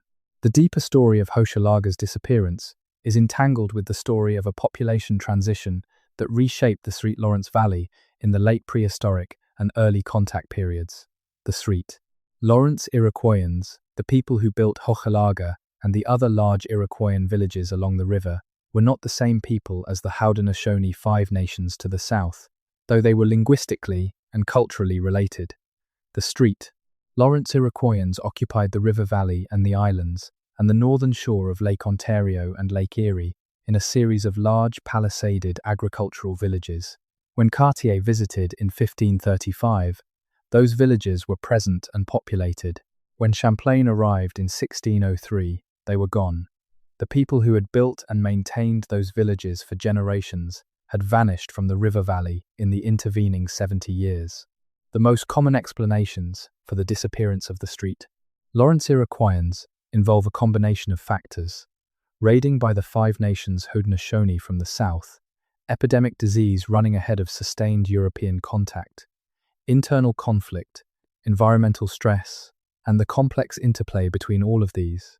No single explanation is satisfying, and the question has occupied archaeologists and historians for a century and a half without producing a consensus answer. What is not in doubt is that the physical evidence of the St. Lawrence Iroquoian presence persists in the ground of the river valley, including under the cities that have been built there. The longhouses are gone. The palisades are rotted. The people relocated, or were killed, or were absorbed into other communities. But the earth they walked on and cooked on and buried their dead in and processed their food on is still there. It is the most permanent thing they left. It is the last record of a people and a way of life that the river valley is still holding. The St. Lawrence itself deserves a paragraph here, because the river has been a keeper of records in its own right. The depth of the river, the speed of its current, the coldness of its water, and the anoxic conditions of the deeper sediment layers have combined to preserve organic material in the river bottom at extraordinary rates. Objects that have been on the bottom of the St. Lawrence for centuries are often better preserved than objects that have been in the ground for the same period. The river is a cold, dark, slow archive. The harbour dredging operations in the colonial period and in the industrial era moved enormous quantities of river bottom sediment. They were not selective. They took whatever was in the zone they were clearing and deposited it in disposal areas that were often not assessed afterward. The carved basalt figure recovered from the Montreal harbour dredge is the kind of object that was probably not unique. It was the object unusual enough that someone in the dredging crew thought it was worth bringing to the attention of the provincial archaeologists. For every object unusual enough to be noticed, there were probably dozens or hundreds of objects that were either not noticed or were noticed and discarded as worthless. The river bottom from the Thousand Islands to the Gulf of St. Lawrence is an unexcavated archive of the entire human history of the valley. The colonial period contributed enormous quantities of material to that archive: ship fittings and ballast stones and ceramics and iron hardware, and the whole debris field of a major commercial waterway operating for 400 years. Below that colonial layer, in the sediment that accumulated before European contact, is the pre-contact archive. Objects lost or deposited in the river over thousands of years of use. Canoe weights and net weights and fishing equipment, and objects deliberately placed in the water as offerings. The river received gifts from the people who lived on its banks. It kept them. They are still there. Quebec City again, and a detail about the cliff that most visitors to the old city never think about. The Cap Diamond The cliff face that rises from the St. Lawrence to the upper town is a dramatic geological feature, but it is also a feature that has been modified. The colonial period produced enormous quantities of modification, quarrying stone from the cliff face for building material, cutting roads and stairs into the rock, installing drainage infrastructure. The present face of the cliff is substantially different from the pre-contact face, but in at least 2 locations on the cliff face, features have been documented that do not fit within the colonial modification record. The first is a carved panel on the east face of the cliff, visible from below at a specific angle that was documented by a Laval University geologist in 1963 as part of a study of the cliff's rock composition. The geologist noted in his field notes that a section of the cliff face, approximately 15 meters above the present waterfront, showed what he described as possibly anthropogenic surface modification, specifically a series of parallel linear marks in the limestone that did not match the tool marks from colonial quarrying operations he was familiar with. He photographed the section. The photographs are in the Laval Geology Department archive. The marks have not been formally assessed by an archaeologist. The second feature is a series of small carved depressions in the north face of the cliff, near the base, that were documented during a Parks Canada conservation assessment of the cliff infrastructure in the 1990s. The conservation assessment was focused on erosion and structural stability. The carved depressions were noted as unusual, not natural, and consistent in form with carved cupules found at pre-contact rock art sites elsewhere in eastern North America. Cupules, small round depressions pecked into rock surfaces, are among the most widespread forms of pre-contact rock art in the world. They are found across North America, Europe, Africa, and Asia. Their meaning varies by cultural context and period. They were often made in places that were considered significant, at landscape features that had spiritual or cosmological importance. The base of the Cap Diamant Cliff, at the narrowing of the Street Lawrence, below the location that was used as a gathering and ceremony site for at least 5,000 years, is exactly the kind of place where you would expect to find carved cupules if the pre-contact peoples of the region were marking their significant places in the ways that pre-contact peoples across the continent marked theirs. The Parks Canada Conservation Assessment noted the depressions. The conservation assessment was about erosion, not rock art. No rock art specialist has been brought in to formally assess the feature. The conservation notes are in Parks Canada's Quebec Regional Archive. They have been accessed. Nobody has published a study of the cliff face cupules. Toronto once more, and the Don River Valley in a way that has not been discussed yet. The Don River is one of the most modified watercourses in Ontario. Over the course of the 20th century, the lower Don, from about Dundas Street south to the river mouth in the lake, was channelized and straightened and armored with concrete and generally turned from a dynamic river into a managed drainage ditch. The river mouth was buried under the Gardiner Expressway and the waterfront development of the central lakeshore. The destruction of the lower Don's ecological function was substantial, and the city has been working for 30 years to reverse it. What the channelization and modification of the lower Don destroyed, along with the river's ecology, was a portion of the archaeological record of the valley. The lower Don was the most accessible section of the valley for the people who used it over the past 11,000 years. It was where the river approached the lake, where the best fishing conditions existed for the largest part of the year, where travel routes converged, and where the communities of the Don watershed would have connected with the communities of the lake shore. The channelization removed the bank sediment, the midden deposits, and the feature-rich soil that accumulated at the river mouth over 11 millennia. What was not destroyed is the portion of the record in the middle and upper Don Valley, where the ravine system has been preserved as part of Toronto's extensive ravine park network. The Middle Don Valley ravines, north of Bloor Street, contain a series of sites that have been assessed to varying degrees over the past 50 years. The results of those assessments document a continuous record of seasonal occupation along the river, with material from every major pre-contact period in the Ontario record, from the late Paleo-Indian, through the Archaic, through the Woodland, to the contact period. The sites are in the ravine parks, they are accessible, and some of them are reasonably well protected. What is less well documented is the relationship between the sites in the ravine and the question of what sits under the developed land adjacent to the ravine edges. The Don Valley ravines are narrow, typically a few hundred meters wide from one valley wall to the other. The upper valley walls are developed. Houses and apartments and commercial buildings sit on the plateau above the ravine on both sides. The plateau surface was the natural living space for communities using the valley, the high ground above the flood-prone valley floor where the actual domestic occupation sites would have been located. Those plateau areas have been developed with no assessment in most sections. What is under the houses and apartments and commercial buildings on the plateau above the Don Valley ravine is not fully known, and in most sections has never been investigated. The Toronto Island chain, which sits in Lake Ontario south of the city's downtown, is a low sandy spit that has been substantially modified by human activity over the past 2 centuries. The islands have been used recreationally and as a ferry route and as an airport since the colonial period. Before the colonial period, the spit was a significant location for the indigenous peoples of the area. The sandbar protected the harbour. The habitat at the water's edge was rich in waterfowl and fish. The spit was accessible from the mainland and provided good conditions for seasonal camps. Archaeological assessments on the Toronto Islands have found evidence of pre-contact occupation in several locations. The material is at low elevations and is subject to wave erosion and storm damage, which means the record is constantly being eroded at the margins. What has been found is consistent with seasonal use of the spit by communities who were primarily based on the mainland, making use of the excellent fishery and the sheltered harbour conditions during the productive seasons of the year. The lake bottom between the Toronto Island chain and the mainland, a shallow basin averaging only about 4 meters depth in the central section, has been navigated and dredged and otherwise disturbed for over 200 years. The harbour dredging operations of the colonial and industrial periods moved a great deal of sediment without any archaeological assessment.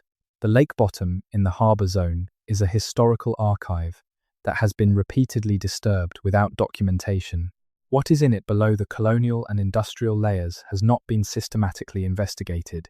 Now Winnipeg again, and the Forks in a different frame. The reason the Forks was a 6,000-year gathering place is not just geography. The confluence of the Red and the Assiniboine was a significant point in a network of water routes that connected the Great Plains to the Boreal Forest, to the Shield Country, to the Great Lakes. A canoe traveller moving north from the Minnesota Lakes could take the Red River north to the confluence at what is now Winnipeg, and then turn west up the Assiniboine toward the foothills, or continue north up the Red's northern extension into the Boreal Forest and beyond. The confluence was a decision point, a junction in the network where routes diverged and travellers and trade goods and information converged. Communities that controlled or facilitated access to junction points in a travel network had structural economic advantages. They could collect tolls, formally or informally. They could facilitate trade. They could receive news from multiple directions simultaneously.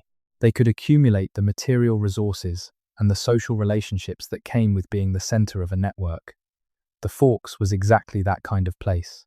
The 6,000-year continuous occupation of the confluence does not represent 6,000 years of the same community in the same place. It represents 6,000 years of communities recognizing the strategic and ecological value of the junction and establishing themselves there, one after another, inheriting and modifying and building on what the previous communities had left. The stone alignments found in the Forks assessment are, in this frame, not surprising. A junction point that was occupied continuously for 6,000 years by communities with a practical orientation toward water and travel and trade would have been modified to facilitate those activities. Stone features associated with fish weirs and boat landings and riverbank stabilization would be exactly the kind of practical infrastructure that a junction community would build and rebuild over generations. The surprise is not that they were found. The surprise is that they were found and built over. What is under the Forks parking lot is still under the Forks parking lot. The ground-penetrating radar anomalies from 2002 are still there, unexplored and uncharacterized. The management of the National Historic Site is aware of them. The parking lot is still there too. There is a dimension to the Winnipeg story that involves the Red River itself, which has a history as a flood-prone and dynamic watercourse that is relevant to understanding the archaeology of the area. The Red River flooded catastrophically in 1950 and again in 1997, and more than 30 times in the 19th and 20th centuries. Each flood deposited new sediment across the river valley. Each flood also stripped away some portion of the bank material and redeposited it elsewhere. The result is a complex and spatially variable stratigraphic record in which material from different time periods can be found at unexpected depths and in unexpected locations, depending on how the floods reworked the sediment over the past several thousand years. The 1,989 copper artifact recovery from the utility corridor, a few blocks south of the Forks Junction, was from a depth of 1.5 meters. In a flood-prone river valley, 1.5 meters could represent quite different time periods, depending on how much flood sediment has accumulated above the copper-bearing layer. The archaeologist who assessed the material noted the depth and the flood sediment context, and concluded that the deposit was consistent with a pre-contact time frame. But the depth itself is not a precise chronometric indicator in a flood-modified environment. The copper could be 500 years old or 5,000 years old. The contextual sediment assessment put it in the pre-contact range, but the specific age is uncertain. What the copper represents is clear enough regardless of its specific age. Native copper from the Great Lakes was a trade good of high value across the pre-contact networks of North America. Its presence in Winnipeg indicates that the people at the Red Assiniboine confluence were connected to the trade networks that moved copper from the Great Lakes region across the continental interior. Whether through direct travel to the Great Lakes, through intermediaries, or through a chain of exchanges moving the copper from hand to hand across the landscape, the people at the Forks had access to a material that came from hundreds of miles away. That is not local knowledge. That is continental knowledge. That is a community embedded in a network of relationships that stretched from the Great Lakes to the prairie and back again. The Old Copper Complex, as the Great Lakes copper working tradition is known in the archaeological literature, produced an astonishing variety of copper objects: axes, chisels, fishhooks, awls, spear points, knives, ornaments, bracelets, gorgets, beads. The technology was sophisticated. The designs were standardized enough that copper objects from widely separated sites share formal characteristics that indicate either direct communication between makers or a shared tradition transmitted across the network. Old copper complex objects have been found from Manitoba to the Gulf Coast, from the Atlantic seaboard to the Great Plains. The network that distributed them was operating for at least 2,000 years, from approximately 7,000 to 5,000 years before the present. 2,000 years. A continuous, continent-wide trade network operating for 2,000 years, moving copper and other materials across the length and breadth of North America. That is twice the duration of the Roman Empire from founding to the fall of Rome in the West. That is longer than the entire history of European settlement in the Americas, from first contact to the present. A trade network of that duration and extent is not the product of scattered nomadic bands.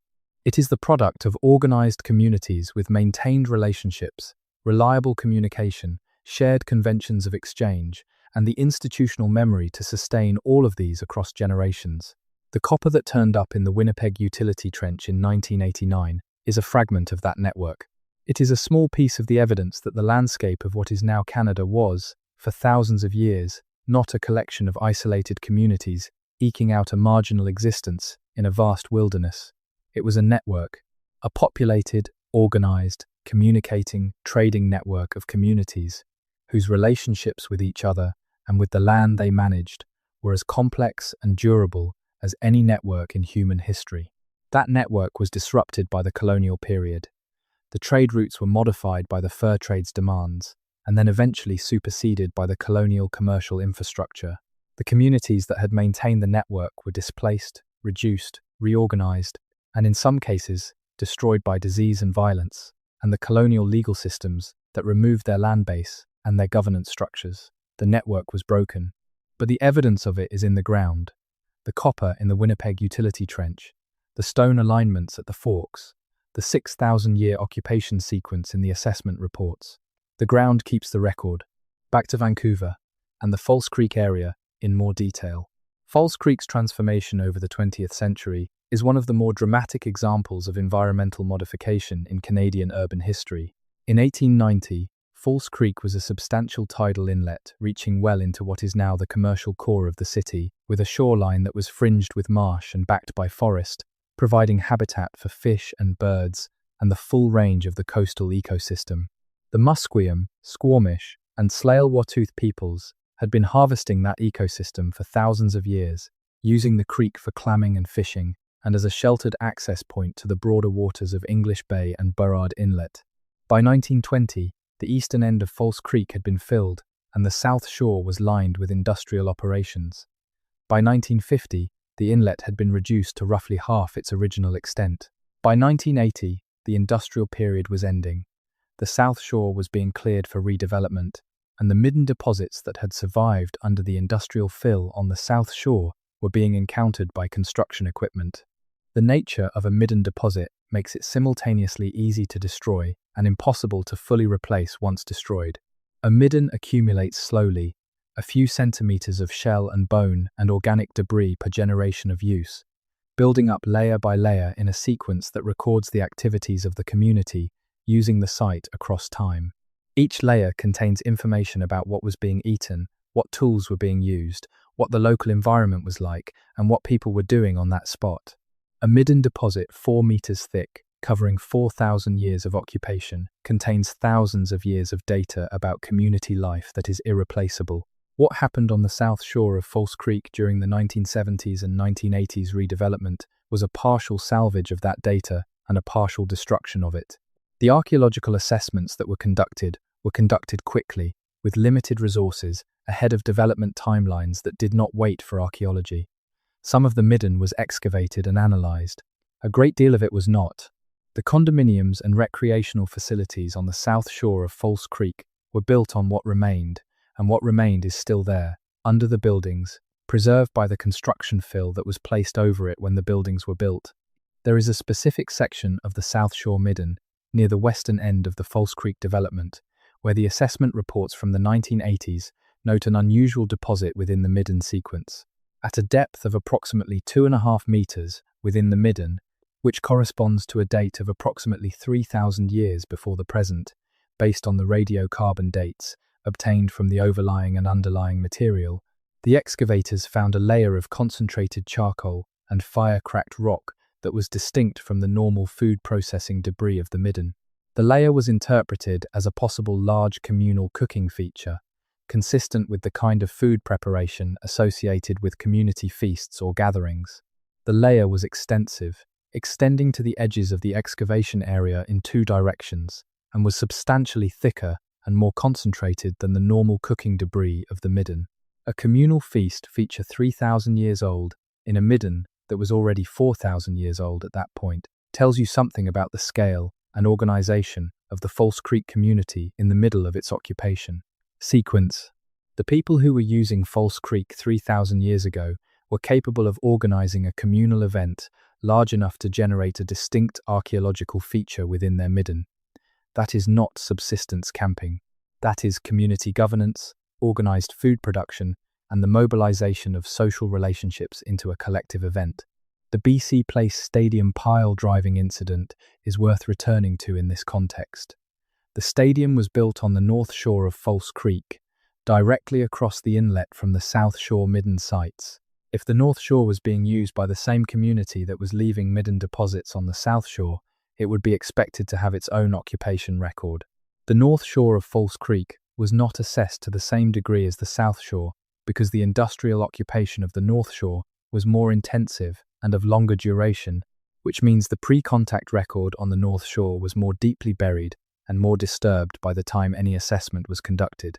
The buried wood mass encountered by the pile-driving operations might be from any point in the timeline from 3,000 to 4,000 years before the present to the industrial period itself. The geotechnical assessment that concluded it was likely a buried fish trap or weir structure was working from limited information and without the ability to date the material, since the piles had already driven through it.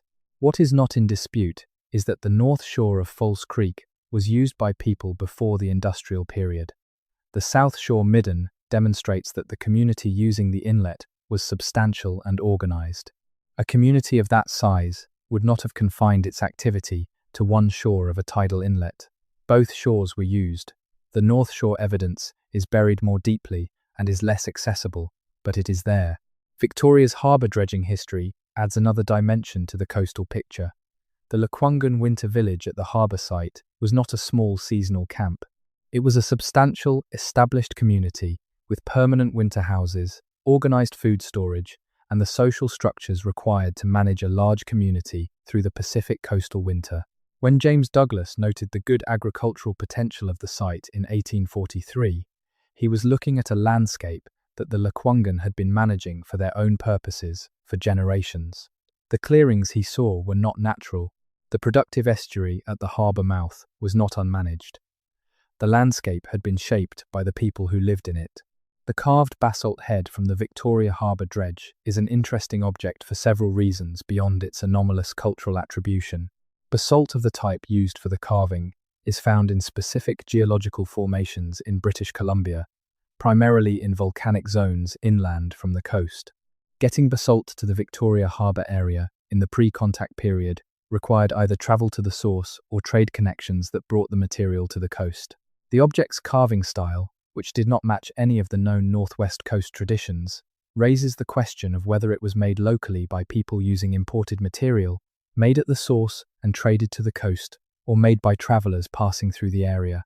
None of these possibilities is impossible. All of them imply connections between the Victoria area and inland zones that are not well documented in the archaeological record of the colonial period, when the focus of ethnographic and archaeological work was on the coastal peoples and their immediate environment. The deep pre-contact habitation of the Victoria area, going back to the Ice Age Refugium period at the end of the Pleistocene, is one of the least studied aspects of BC coastal archaeology. The sites from that period are submerged, or are at the edges of the mapped archaeological record, and the resources required to find and investigate them are substantial. The promise of what they might contain is equally substantial. People who were present at the southern tip of Vancouver Island, as the last glaciers were retreating, were witnessing and adapting to one of the most dramatic environmental transformations in the history of the continent. The landscape they were living in was changing in ways that were visible within a human lifetime. The ice was retreating. The sea level was rising. The forests were advancing into areas that had been tundra. New animal communities were establishing themselves. New plant communities were following the animals. The people who were there at the beginning of that transformation were adaptive specialists, capable of managing uncertainty and change at a scale that we would find extraordinary. The oral traditions of the Lekwungen and the Saanich peoples of the Victoria area preserve accounts of landscape change and adaptation that may encode memory of this deep transition period. The traditions have not been systematically compared to the paleoecological record of the period to test whether they might contain specific information about the post-glacial landscape transformation. That kind of comparative work between oral tradition and the paleoecological record has been done with increasing rigour in other parts of the world, particularly in Australia, where oral traditions have been shown to encode accurate information about landscape events 12,000 or more years old. The potential for similar depth in the oral traditions of the BC coast has not been fully explored. Calgary once more, and the Bow River in a way that goes further than previously described. The Bow River Valley in the Calgary area preserves one of the most detailed records of late Pleistocene and Holocene environmental change in the Canadian interior. The river terrace sequence, stacked in the valley walls above the present river level, records the river's history as it has cut down through the landscape over the past 12,000 years. Each terrace surface represents a former river floodplain, abandoned when the river cut to a lower level and becoming a raised platform above the new floodplain. The terraces get progressively older as you go higher up the valley wall, with the highest terraces dating to the early post-glacial period. Human occupation of the Bow River Valley is documented on multiple terrace levels. The oldest well-dated site in the Calgary area is on a high terrace that corresponds to the early post-glacial period, approximately 9,000 years before the present. That site preserved bison bone in association with projectile points of the early Paleo-Indian type, indicating that people were hunting bison in the valley at a time when the landscape was recovering from the end of the Ice Age. The bison they were hunting were different from the modern plains bison, larger in body size, adapted to the cold, productive grasslands that followed the glacial retreat. People and bison were both adapting to the changing landscape simultaneously. The record of human occupation on the Bow River terraces is continuous from that early Paleo-Indian period through to the historic era, with material from every major cultural period in the plains sequence represented in the valley sites. That is 9,000 years of continuous occupation of the same valley, with people using the same river and the same terrace surfaces for generation after generation, hunting bison and processing plants and conducting ceremony and managing the landscape through burning and other interventions that the pollen record documents in the valley sediment sequences. 9,000 years. The oldest writing system in the world, the Sumerian cuneiform of Mesopotamia, is approximately 5,500 years old. The oldest cities in the world, the settled urban centers of the ancient Near East, are between 8,000 and 9,000 years old. The people who were hunting bison on the Bow River 9,000 years ago were doing so at roughly the same time as the first urban centers were emerging in Mesopotamia, on the other side of the world. The Bow River Valley was not a backwater. It was a part of the world that was being managed and lived in by human beings at the same moment that other human beings in other parts of the world were building the first cities and developing the first writing systems. The Bow River people were not behind. They were doing something different, and they were doing it for 9,000 years in the same valley. The Nose Hill Plateau above northwest Calgary carries the visible surface expression of that long history. The tipi rings on the upper plateau surface are the most obvious evidence, stone circles marking the perimeter of tents that were used by the peoples of the region during the historic period and probably long before that. Tipi rings come in a range of sizes and configurations, and the Nose Hill examples include both small rings consistent with individual family tents and larger rings consistent with the larger ceremonial tipis used for community events. The medicine wheel configurations on Nose Hill are harder to characterize. A medicine wheel is a fundamentally different kind of construction from a tipi ring, not a domestic marker, but an intentional astronomical or ceremonial landscape feature. The distinguishing characteristics are the spoke pattern, the central cairn, and the orientation of the spokes relative to astronomical events. The Nose Hill features that have been described as medicine wheel configurations have not been formally assessed for astronomical alignment. The assessment would require a trained archaeoastronomer working with a surveyor to establish the precise orientation of the spoke features and compare them to the known astronomical events that medicine wheel spokes are typically aligned with. That assessment has not been conducted. If the Nose Hill features are medicine wheel configurations, they would be the innermost expression of a tradition that is documented across the Great Plains from South Dakota to Alberta. The medicine wheel tradition is ancient, as noted above, with the Majorville cairn dated to 5,000 years before the present. The wheels are not uniform. They vary in size and in the specific astronomical alignments incorporated into their design. But the basic form is consistent enough across the tradition to be recognizable, and the basic function, marking significant astronomical events in a visible landscape feature, is consistent enough to be inferred. A medicine wheel on Nose Hill, inside the city limits of Calgary, would be a remarkable thing. It would mean that the people who built and maintained the medicine wheel tradition on the northern Great Plains extended that tradition to this specific hill above this specific river junction, which is itself a significant landscape feature in the pattern of the Bow River watershed. The hill and the river confluence below it are natural organizing features of the landscape. The people who used the landscape for 9,000 years would have recognized and responded to those features. Marking them with intentional constructions, the tipi rings of domestic use and the medicine wheel configurations of ceremonial and astronomical use is exactly what you would expect. The city has grown around the hill. The hill is a park. The surface features on the plateau are accessible to anyone who walks up there. The formal assessment of their nature and age and significance has not been completed. Halifax once more, and a thread that has not been pulled. The Mi'kmaq of Nova Scotia are one of the better documented pre-contact cultures of the maritime region, in the sense that the ethnographic record assembled in the 19th and early 20th centuries by researchers working with Mi'kmaq communities contains a substantial body of oral tradition, material culture, documentation, and community knowledge. The Mi'kmaq Nation has been asserting its rights and title in Nova Scotia through the courts and through negotiations for decades, with a record of both success and frustration.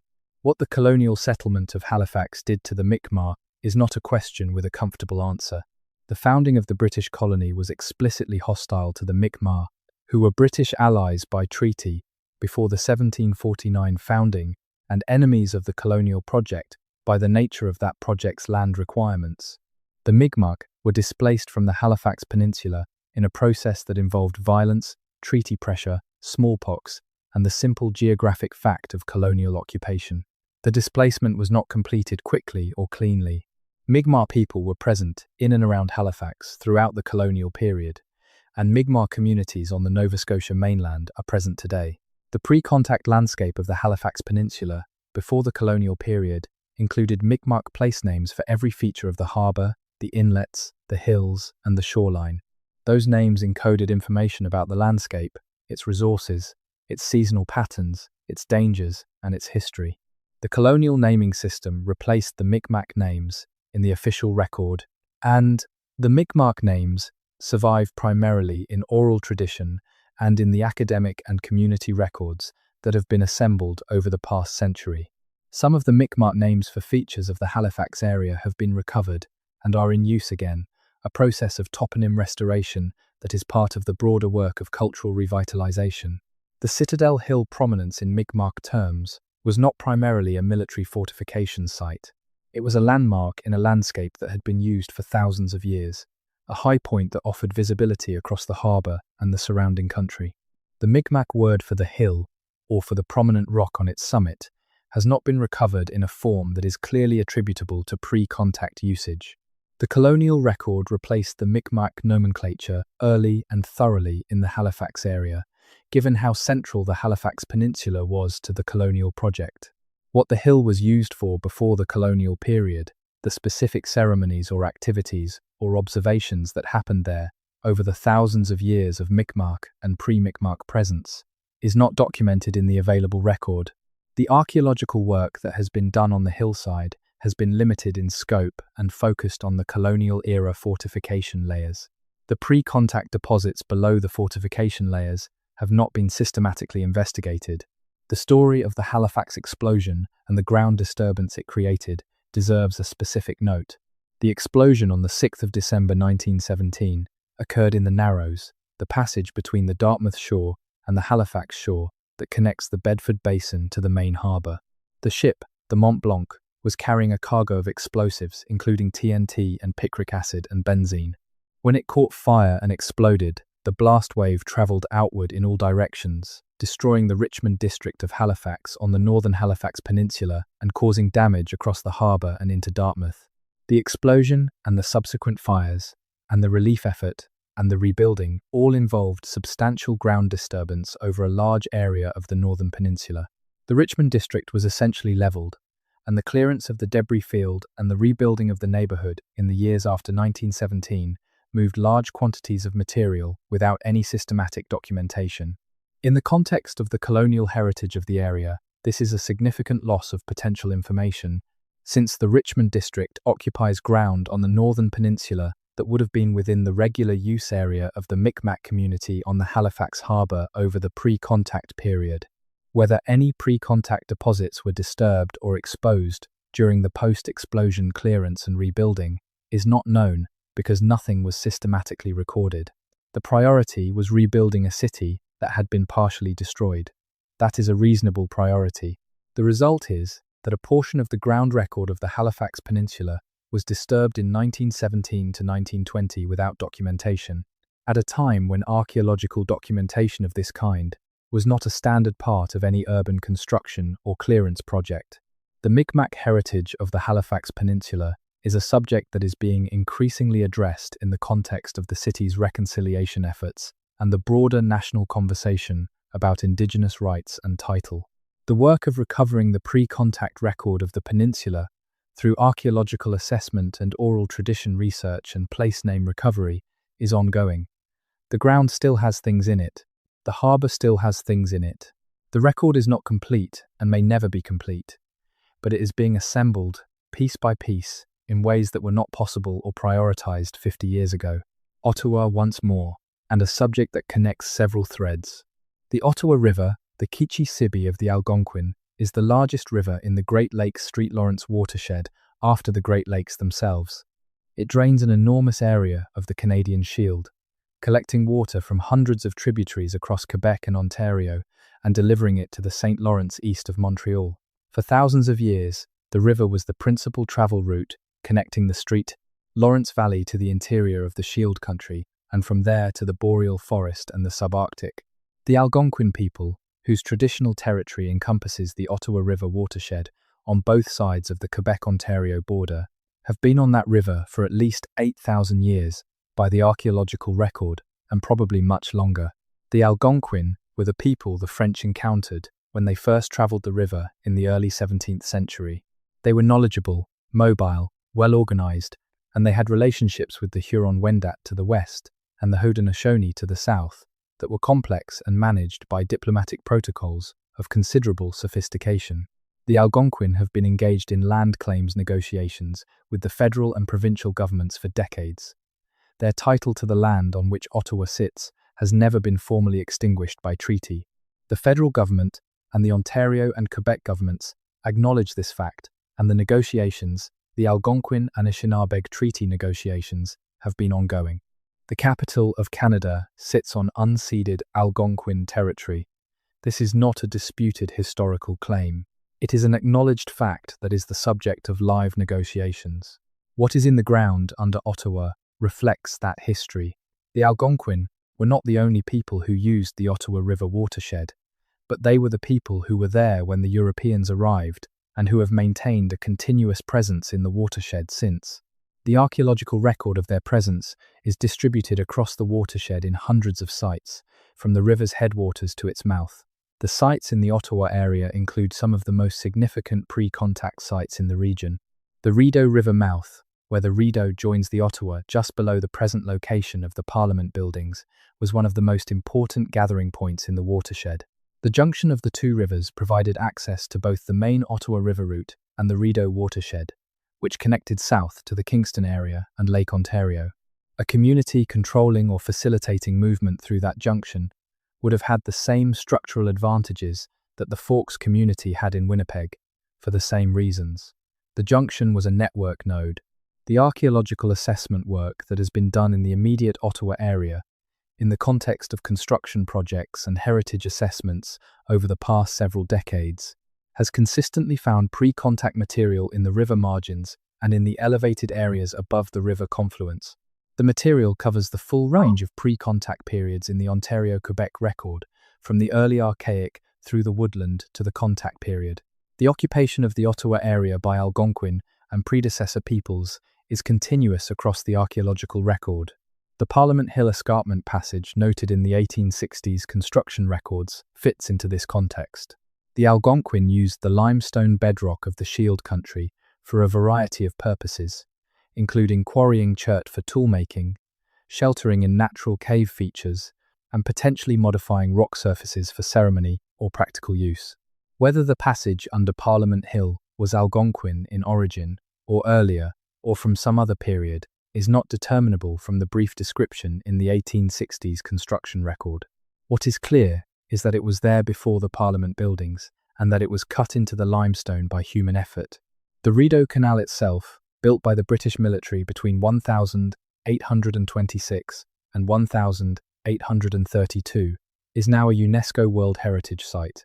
It operates today as a recreational waterway in summer and one of the world's largest skating rinks in winter. Its historical significance as a military engineering achievement is well documented. Its relationship to the pre-contact landscape it was built across is less well documented.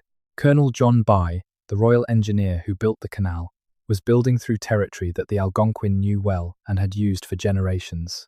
The canal route followed the Rideau River and the Cataraqui River from Ottawa to Kingston, with sections of engineered canal connecting the navigable river segments. The construction required the clearing of forests, the flooding of meadows, the damming of rivers, and the blasting of rock in multiple locations. The landscape transformation was substantial and relatively rapid, completed in 6 years with an enormous labour force. The pre-contact record of the Rideau waterway, the sites that were along the river margins and in the flooded meadows and in the areas blasted for the canal cuts, was largely destroyed by the construction. The British military was building a strategic waterway. They were not cataloguing indigenous heritage sites. The Algonquin, who knew the river and its heritage, were not consulted about the construction in any way that the historical record documents. What survived of the pre-contact record of the Rideau waterway is in the areas that were not flooded or blasted or cleared, the higher ground along the riverbanks, and in the watersheds adjacent to the canal corridor. Archaeological work in those areas over the past several decades has found extensive evidence of pre-contact occupation consistent with the Algonquin and predecessor peoples who used the river system. The flat stone flooring found under one of the lock foundations during construction is the only documented instance of pre-contact material being recovered during the canal construction itself. There were almost certainly others. They were not documented. Saskatoon one more time, and the South Saskatchewan River in its full context. The South Saskatchewan River, as it flows through the Saskatoon area, is a cold, fast, clear river in a deep valley. The valley was cut through the prairie during the late glacial and early post-glacial period as meltwater drained from the retreating ice sheet. The result is a valley system substantially deeper than the prairie surface around it, with valley walls that preserve a layered record of the climatic and environmental history of the region. The cultural record of the valley parallels the environmental record. People moved into the South Saskatchewan Valley as the ice retreated and the land became habitable, following the bison and the plant communities that colonized the newly exposed prairie surface. The Paleo-Indian people, who were in the valley 9,000 to 10,000 years ago, were the first people in that landscape. They were adapting to a landscape that had been under ice a few thousand years earlier and that was still changing rapidly in their time. The bison that the Paleo-Indian people hunted on the South Saskatchewan prairie were the dominant large mammal of the post-glacial Great Plains, and bison management was the organizing principle of the cultural systems of the Plains peoples for thousands of years. The medicine wheel tradition, the drive lanes and jumps that organized communal hunts, the patterned movement of communities across the seasonal range of the herds, the whole complex of knowledge and practice that the Plains peoples developed for living in relationship with the bison was built up over thousands of years of trial and error and observation and transmission. It was not simple knowledge. It was the accumulated practical and spiritual wisdom of many generations, encoded in ceremony and technology and landscape modification and oral tradition. The stone circle on the ridge east of Saskatoon, whatever its specific origin and function, sits in this context. The ridge above the South Saskatchewan Valley is a significant landscape feature. It offers visibility across the valley and the prairie beyond. It is the kind of place that communities using the valley would have visited repeatedly, for the same reason that any elevated position with a clear view of the surrounding country would be visited repeatedly, because information about what was visible from there was useful. Whether the stone circle was built as a medicine wheel, as a teepee ring, as some other kind of constructed feature, or as something whose function does not fit neatly into any of those categories, the fact that it is there on the ridge above the valley is significant. Something was done in that place, with enough effort and intention that stones were brought to the ridge and arranged in a pattern that has survived to the present day. That effort and intention were in the service of a purpose that the builders understood and that subsequent users of the ridge continued to respect, since the feature was not destroyed by later occupation. Edmonton last, and the North Saskatchewan River Valley one more time. The North Saskatchewan is a longer river than the South Saskatchewan, draining a larger territory and flowing through more varied country on its way from the Rocky Mountain headwaters to the junction with the South Saskatchewan in central Saskatchewan. In the Edmonton area, the river flows through a valley similar in character to the South Saskatchewan Valley at Saskatoon, deep and steep-walled and rich in archaeological material. The Cree, Blackfoot, Nakota, and Métis peoples whose territories overlap in the Edmonton area all have relationships with the North Saskatchewan River that are documented in their oral traditions and their histories. The river was a travel route, a food source, a source of clay and stone for tool-making, and a spiritual landscape. The place where Edmonton now stands was known to all of these peoples as a significant location on the river, a place where the valley widened and the river made a particular bend that created productive fishing conditions and a good campsite. Edmonton House, the fur trade post established by the Hudson's Bay Company in 1795 at what is now the Fort Edmonton Park Historic Site, west of the city center, was built on ground that had been used by the peoples of the region for thousands of years before its establishment. The choice of the site by the HBC was not arbitrary. The site was chosen because the indigenous people already knew it as a good place, and the HBC was following the knowledge of the indigenous people in establishing its trading operations. The site offered access to multiple travel routes, a sheltered position in a bend of the river, and proximity to the communities the HBC wanted to trade with. Archaeological work at the Fort Edmonton site has found pre-contact material below the colonial layers, confirming that the location was used before the fur trade post was established. The pre-contact material includes evidence of bison processing, tool making, and the other activities characteristic of a location, used repeatedly as a campsite and resource processing area. The site was not a major permanent village in the pre-contact period, but it was a place that was known and used and returned to. The River Valley Park system in Edmonton, which preserves a continuous green corridor along the North Saskatchewan through the city, contains dozens of pre-contact sites in various states of documentation and protection. The valley wall sites on the terraces above the river are the best preserved, since they are on stable ground above the flood zone and have not been disturbed by river erosion. The valley floor sites in the areas close to the river have been subject to both flood disturbance and development pressure over the decades. The Typee Ring clusters on the upland prairie above the valley edges in the northwest quadrant of the city have been documented in archaeological assessments conducted ahead of residential development. The documentation has been uneven, since the areas where the development pressure is highest are also the areas where the most intensive assessment work has been conducted, but the areas where the development pressure came earlier, in the mid-20th century, before assessment requirements were in place, have often been developed without documentation. The teepee rings and other surface features that were on the upland prairie before Edmonton's residential expansion consumed that prairie are gone, in most cases, replaced by the houses and streets of the residential neighbourhoods that cover the plateau above the North Saskatchewan Valley.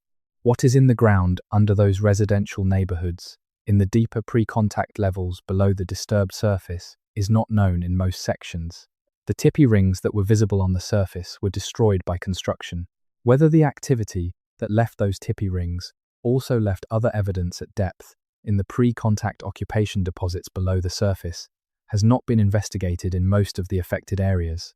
The ground under Edmonton's residential neighbourhoods, like the ground under the residential areas of every Canadian city, is a record of use and occupation that predates the houses that sit on it by thousands of years.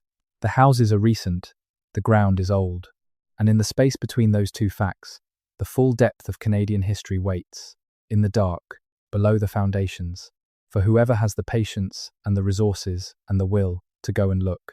There is one more thread to pull, and it is the one that connects all of these cities to each other and to a larger truth about the landscape of this country. Canada is a large country. It is the second largest country in the world by total area. Its cities are spread across a vast territory, from Halifax on the Atlantic coast to Victoria on the Pacific coast, from Windsor on the southern Ontario border to Yellowknife on the shore of Great Slave Lake.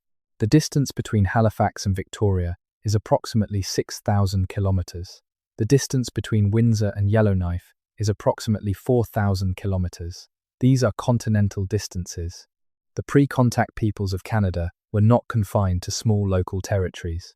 The trade networks that moved copper from the Great Lakes to Winnipeg, that moved obsidian from the Rocky Mountain sources to the Great Plains and to the Boreal Forest and to the Pacific coast, that moved marine shells from the Gulf of Mexico to the Ontario Mounds and from the Pacific coast to the interior plateau, that moved information and ceremony and technology and people across the length and breadth of the continent for thousands of years, were not local networks.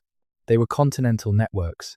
The old Copper Complex trade network, already mentioned, operated for 2,000 years across the eastern half of North America. The Hopewell Interaction Sphere, the trade and ceremonial network centered in Ohio that flourished roughly 2,000 years ago, extended from the Gulf Coast to the Great Lakes to the Canadian Shield, moving ceremonial objects and materials across a territory of millions of square kilometers. The Mississippian culture, centered at Cahokia, near present-day St. Louis, conducted exchange relationships that extended from the Gulf of Mexico to the Great Lakes, and from the Atlantic coast to the Great Plains. These were not primitive or marginal exchange systems. They were sophisticated, large-scale economic and social networks that connected communities across the continent and facilitated the movement of material, people, knowledge, and ceremony on a continental scale. The cities of the modern world are not uniquely interconnected.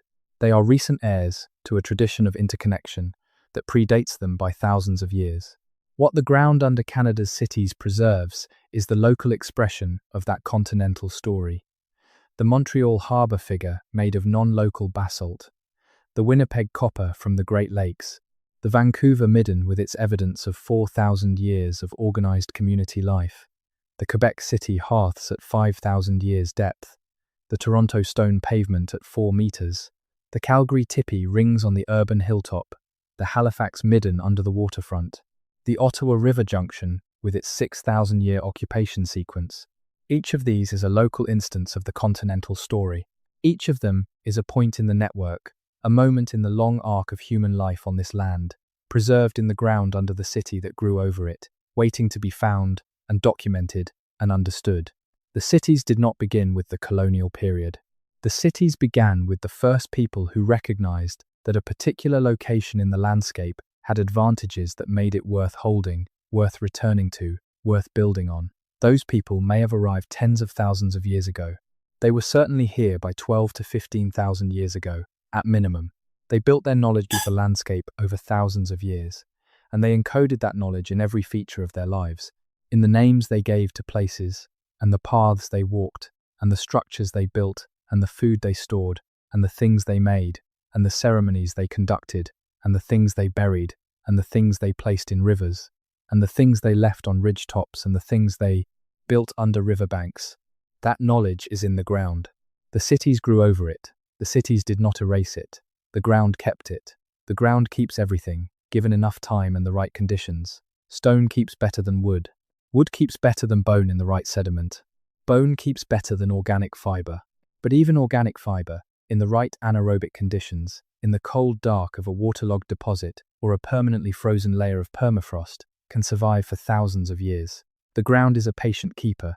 When someone with a bucket excavator is digging for a utility corridor under a Montreal street and hits something unexpected at 2 meters depth, the question is whether the city has the procedures and the resources and the will to stop and figure out what was found. Sometimes the answer is yes. Often the answer is no, or not fully, or not in time. The development pressures are real, the timelines are real, the costs of delay are real, and the record is lost, or partially lost, or imperfectly preserved in a salvage report that captures some of what was there, but not all of it. But sometimes the answer is yes. Sometimes the scope is expanded. Sometimes the funding comes through. Sometimes the archaeologist who is brought in to assess has the time and resources to do the work properly. And in those instances, what the ground gives up is the extraordinary. The 5,000-year hearths under Place Royale in Quebec City are extraordinary. The 6,000-year stone alignments at the Forks in Winnipeg are extraordinary. The 11,000-year occupation sequence, documented on the Scarborough Bluffs in Toronto, is extraordinary. The 9,000-year continuous occupation of the Bow River Valley in Calgary is extraordinary. The 4,000-year False Creek Midden, with its communal feast feature at 3,000 years depth, is extraordinary. These are not minor finds. They are the bones of a world that was here before the one we know. A world that was organized and populated and knowledgeable and connected and durable in ways that the dominant narrative of Canadian history has consistently underestimated. The dominant narrative has been wrong, not in the sense of deliberate falsification, but in the sense of working from incomplete information and ideological assumptions that were themselves products of the colonial project. The archaeology has been correcting the narrative for decades. The corrections accumulate. The picture changes. The picture that is emerging from the ground under Canada's cities is a picture of a continent that was fully inhabited, fully managed, fully known by human communities whose depth of presence in the landscape extended back to the beginning of the post-glacial world. Those communities were not static. They changed and adapted and exchanged and competed and cooperated across thousands of years and thousands of kilometers. They left their evidence in the ground. The ground has kept it. The cities are the most recent layer. They are built on everything that came before them. The deeper you dig, the older it gets. The older it gets, the less it resembles what the conventional narrative prepared you to find. That is not because the conventional narrative was lying. It is because the conventional narrative was working without most of the evidence. The evidence is in the ground. Every city in this country is sitting on it. Sleep well tonight.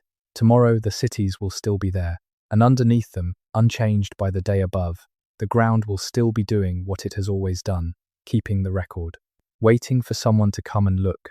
There is something specific about the nature of urban archaeology that deserves attention before we go further, because it explains why the ground under Canadian cities is simultaneously well documented and poorly understood.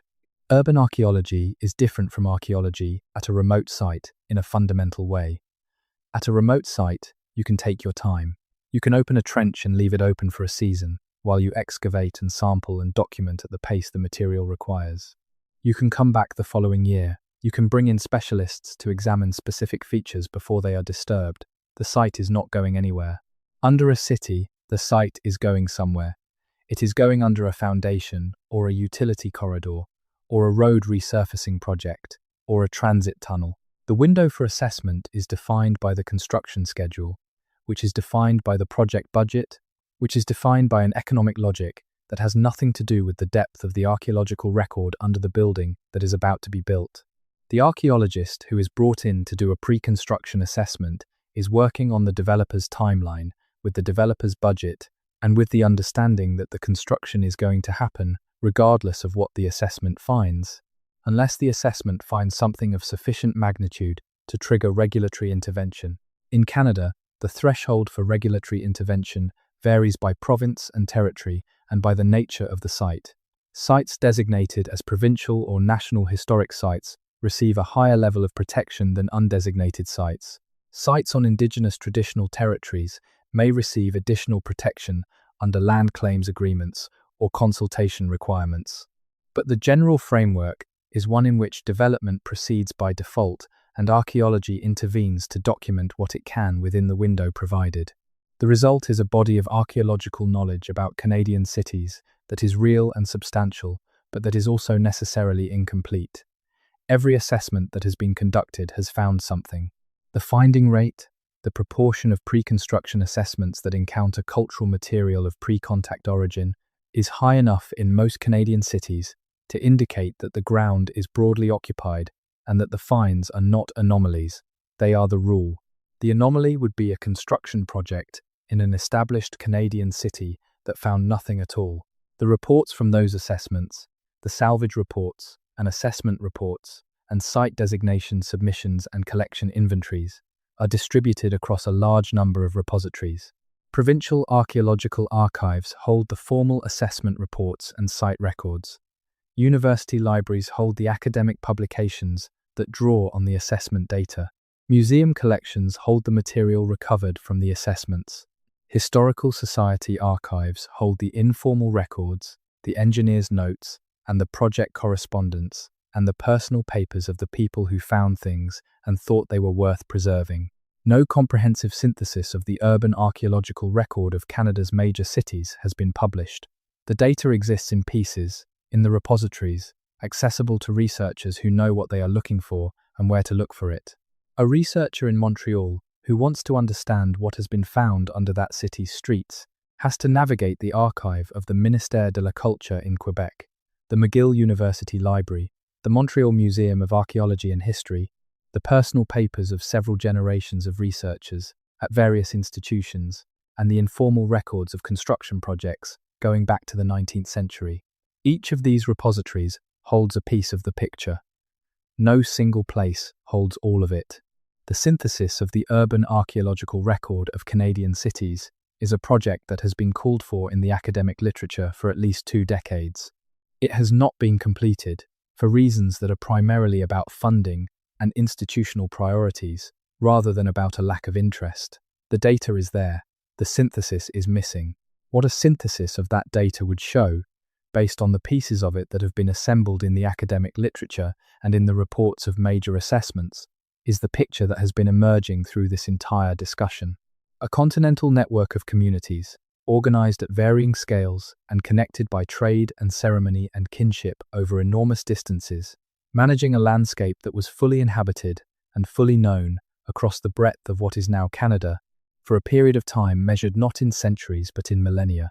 The cities of the colonial period were built on the most accessible and productive parts of that landscape, the river junctions and the harbour sites, and the fertile valley floors and the sheltered inlets. For the same reasons that the pre-contact communities had established themselves at those locations thousands of years earlier, the colonists were following the logic of the landscape. The landscape had already been followed to its most productive conclusions by the people who had spent 10,000 years figuring out where to live in it. Victoria again, and the Juan de Fuca Strait, in a way that has not been addressed. The Strait of Juan de Fuca connects the Pacific Ocean to Puget Sound and to the inland waters of the Salish Sea, the complex of bays and inlets and channels that spreads between Vancouver Island, the San Juan Islands, and the mainland coast of Washington and British Columbia. The strait is a major tidal and oceanographic feature, with strong currents and predictable patterns of nutrient upwelling that make it one of the most productive marine environments on the North American coast. The peoples who have lived on the shores of the Strait of Juan de Fuca for thousands of years, the Klallam and Marka and Lekwungen and Saanich and others, developed a sophisticated marine economy based on the predictable productivity of the strait. They knew its tidal patterns, its seasonal fish runs, its shellfish beds, its seabird colonies, and its whale migration routes. That knowledge was not accidentally acquired. It was the product of generations of observation and experimentation and transmission, encoded in ceremony and technology, and the practical knowledge of what to do and when to do it and where to go. The sea level in the Strait of Juan de Fuca has not always been at its present position. At the end of the last ice age, when the glaciers were melting and the meltwater was raising global sea levels, the coastline of the strait was different from the coastline today. Lower sea levels exposed more land, particularly in the shallow areas at the eastern end of the strait and around the San Juan Islands. Communities living on the shores of the strait 10,000 years ago were living on a coastline that has since been submerged. The submerged coastline of the Strait of Juan de Fuca has not been archaeologically surveyed. The water is cold and the visibility is variable, and the currents are strong and the area is large. The technical requirements for conducting an archaeological survey of the strait's submerged coastline are substantial, but the potential of what might be found there is equally substantial. If people were living on the shores of the strait 10,000 years ago, as the oral traditions of the coastal peoples suggest, and as the archaeological logic of the post-glacial expansion demands, then the places where they lived are now underwater. The houses they built, the middens they left, the boats they used, the fish traps they maintained, the features they created on the landscape to organize and facilitate their activities, all of these are now at various depths below the surface of the strait. The archaeology of the Strait of Juan de Fuca's submerged coastline is the archaeology of the earliest occupation of the BC coast, and it has not been conducted. The resources have not been committed. The technical challenges are significant. The work is not happening. Meanwhile, on the dry land above the present shoreline, the archaeology of the coastal zone is being conducted piecemeal as development projects require assessment and as academic researchers find funding for site-specific investigations. The picture assembled from the dry land sites is extensive and rich. It documents a coastal culture of extraordinary sophistication, adapted to the marine environment of the BC coast over many thousands of years, with a social organization capable of managing the redistribution of resources across the seasonal variations of the coastal economy.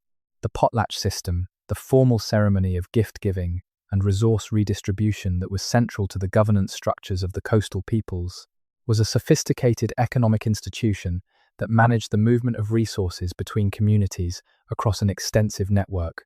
The potlatch was banned by the Canadian government in 1885, and the ban was not lifted until 1951. 66 years of prohibition on the central economic and social institution of the coastal cultures. The prohibition did not succeed in eliminating the practice, which continued underground during the ban period, but it did enormous damage to the transmission of knowledge associated with the potlatch, the specific protocols, and the names of the things exchanged, and the relationships that were maintained through the exchange. The knowledge that was held by individuals who were prosecuted under the ban and who died without transmitting what they knew is gone. The knowledge that survived did so because the communities found ways to maintain it despite the prohibition. The damage done by the potlatch ban to the institutional knowledge of the coastal cultures is a specific instance of a pattern that repeats across Canadian history: the deliberate colonial suppression of the transmission mechanisms that maintained Indigenous knowledge across generations. The residential school system, which removed children from their communities and prohibited the speaking of Indigenous languages and the practice of Indigenous ceremonies, was the largest and most systematic instance of this suppression. It operated from the 1870s to 1996, 120 years of institutional attack on the mechanisms of cultural transmission. The knowledge lost during those 120 years of residential school operation is not fully recoverable. The children who were removed from their communities and who did not return, who married outside their communities and raised children who were not connected to the communities of their parents, the people who died in the schools, the people who survived but could not reconnect with knowledge that had been interrupted, the chains of transmission that were broken and have not been restored, these represent a cultural loss of incalculable magnitude. The archaeological record of Canadian cities is one of the few sources of information about the pre-contact world that the colonial suppression of Indigenous knowledge could not reach. The ground kept its record independent of the attacks on cultural transmission. The middens and the hearths and the stone alignments and the carved figures and the copper objects and the lithic scatters and the stone circles were in the ground, preserved by time and sediment, inaccessible to the residential school administrators who were removing children from communities, and inaccessible to the RCMP officers who were confiscating potlatch regalia and arresting ceremony leaders. The ground kept the record, and the record in the ground, when it is found and properly studied, confirms what the surviving oral traditions of the Indigenous peoples of Canada have always maintained: that the land was inhabited deeply and for a very long time, that the communities who lived on it were organized and sophisticated and connected, and that the relationship between the people and the land was not incidental but constitutive, not a background condition for human activity, but the central relationship around which all human activity was organized. The cities of Canada are built on that relationship. They are the most recent expression of the human impulse to settle at productive and accessible locations in the landscape, but they are not the first expression. They are not the most sophisticated expression. They are the most recent, and in some ways, the most disruptive, expression of a pattern of human settlement in this landscape that is 10,000 years old at minimum. The deeper you dig, the older it gets.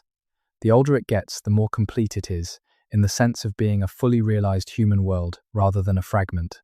The 5,000-year hearths at Place Royale in Quebec City were not the beginning of something.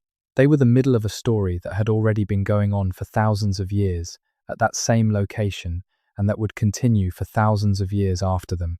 The people who built those hearths were not at the beginning of the human story on the St. Lawrence. They were at the midpoint of a story that had begun much earlier and that continued with all the complexity and change that any long story contains, through the centuries to the point where Cartier sailed up the river in 1535 and found Hochelaga. What was Hochelaga in 1535? It was the most recent expression, at that moment, of a 1,500-person community's relationship with a specific location on the St. Lawrence River. That relationship had been building for thousands of years. The longhouses were not the first structures on that location. The palisade was not the first boundary. The agricultural fields were not the first modified ground surface. The village of 1535 was built on the memory of everything that had been in that location before it, on the knowledge accumulated by the people who had lived there through the preceding centuries and who had passed that knowledge down through the generations to the people Cartier met.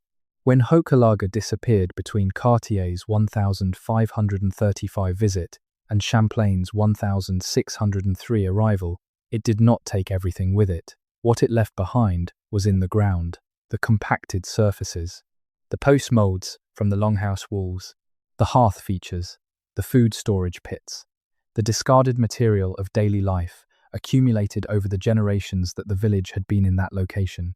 The buried record of a community that met Cartier and then vanished from the historical record, leaving the physical evidence of its existence in the earth below the hill. That evidence is still there. It is under the university. It is under the park.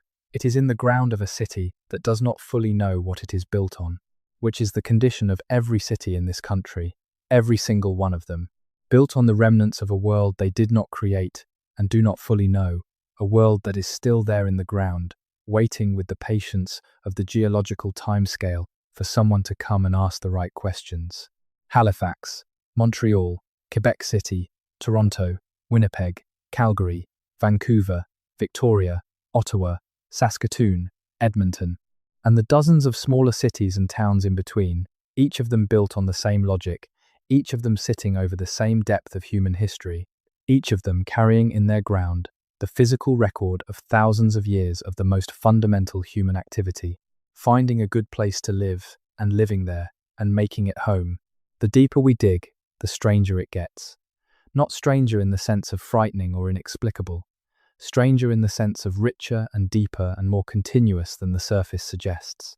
Stranger in the sense of a world that was here before the one we know and that is still here, underneath the one we know, in the dark beneath the foundations, in the sediment layers, in the accession records, in the assessment reports, in the footnotes of the academic literature, in the personal papers of engineers who found something unexpected and thought it was worth writing down. That is what is under Canada's cities. That is the record the ground is keeping. That is what keeps showing up when somebody digs for another reason, one construction project at a time, one assessment report at a time, one accession record at a time, adding piece by piece to a picture that is still incomplete but is getting clearer all the time. The picture is of a world that was here, that was organized and populated and connected and durable, that managed this landscape for thousands of years before the colonial period began, that left its evidence in the ground, that the ground has kept faithfully against the weight of the cities built over it and the pressure of the development that continues above it and the passage of the years that accumulate around it. The ground is patient. It has been patient for a very long time. It will be patient for a very long time still. And somewhere under the city where you are right now, in the dark below the foundations, below the water table, in the cold and the quiet of the deep sediment, the record of this place's deep past is still intact, still complete, still waiting. Sleep well, the ground will keep it until morning. It always does. But before you sleep, there are a few more cities that deserve their time in this discussion, cities whose relationship to the deep past is as layered and as strange as anything we have covered so far. Because the pattern we have been tracing, the pattern of colonial cities built on pre-contact landscapes of extraordinary depth and complexity, does not exhaust itself at the cities we have already named. Thunder Bay is a city at the north end of Lake Superior, and Lake Superior itself is a subject that could sustain a conversation of this length on its own.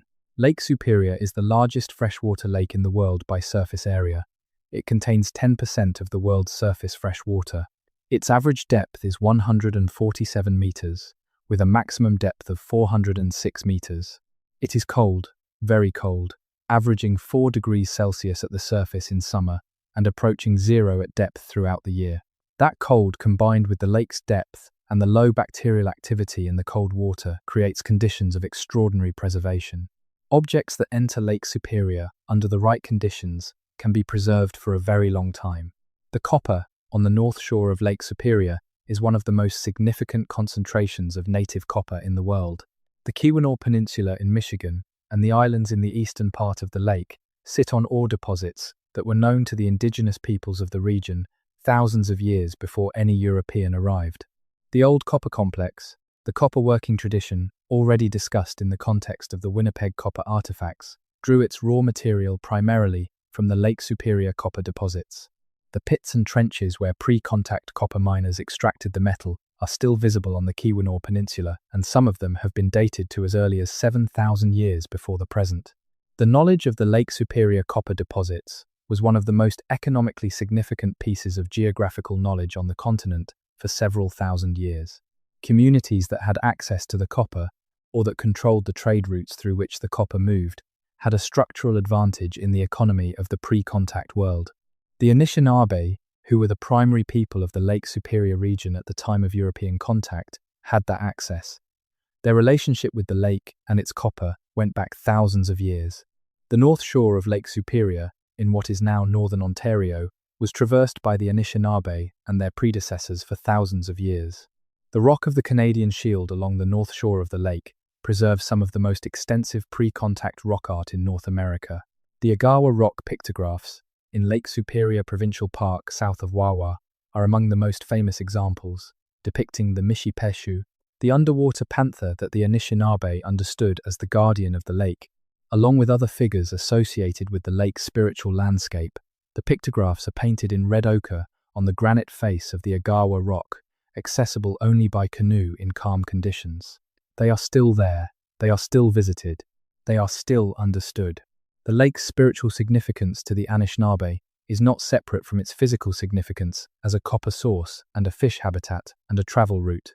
The Anishinaabe relationship with the lake encompassed all of these dimensions simultaneously.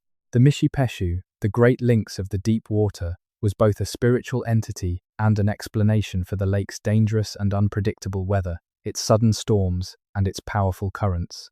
Understanding the lake meant understanding Mishipeshu. Managing the relationship with the lake meant managing the relationship with Mishipeshu. The spiritual and the practical were not separate categories. Thunder Bay, the city at the north end of the lake, sits at the point where the Kaministiquia River enters Lake Superior. The Kaministiquia was one of the primary travel routes into the interior of the continent from the lake's north shore, connecting Lake Superior to the chain of lakes and portages that led west to Lake Winnipeg, and from there to the prairies. The Northwest Company used the Kaministiquia route to build its fur trade empire in the late 18th and early 19th centuries. But the Anishinaabe had been using that route for thousands of years before the fur trade companies arrived. Fort William, the Northwest Company's inland headquarters, established at the mouth of the Kaministiquia in 1803, was built on a site that the Anishinaabe had used as a gathering place for generations. The site was chosen because it was already known as a significant location, the meeting point of the river route and the lake, a place where people and goods and information converged. The company was, once again, following the logic of a landscape that had already been mapped and valued by people who had lived in it for thousands of years. The ground at the Fort William site, now preserved as Fort William Historical Park, contains the archaeological record of both the Northwest Company occupation and the pre-contact Anishinaabe occupation that preceded it.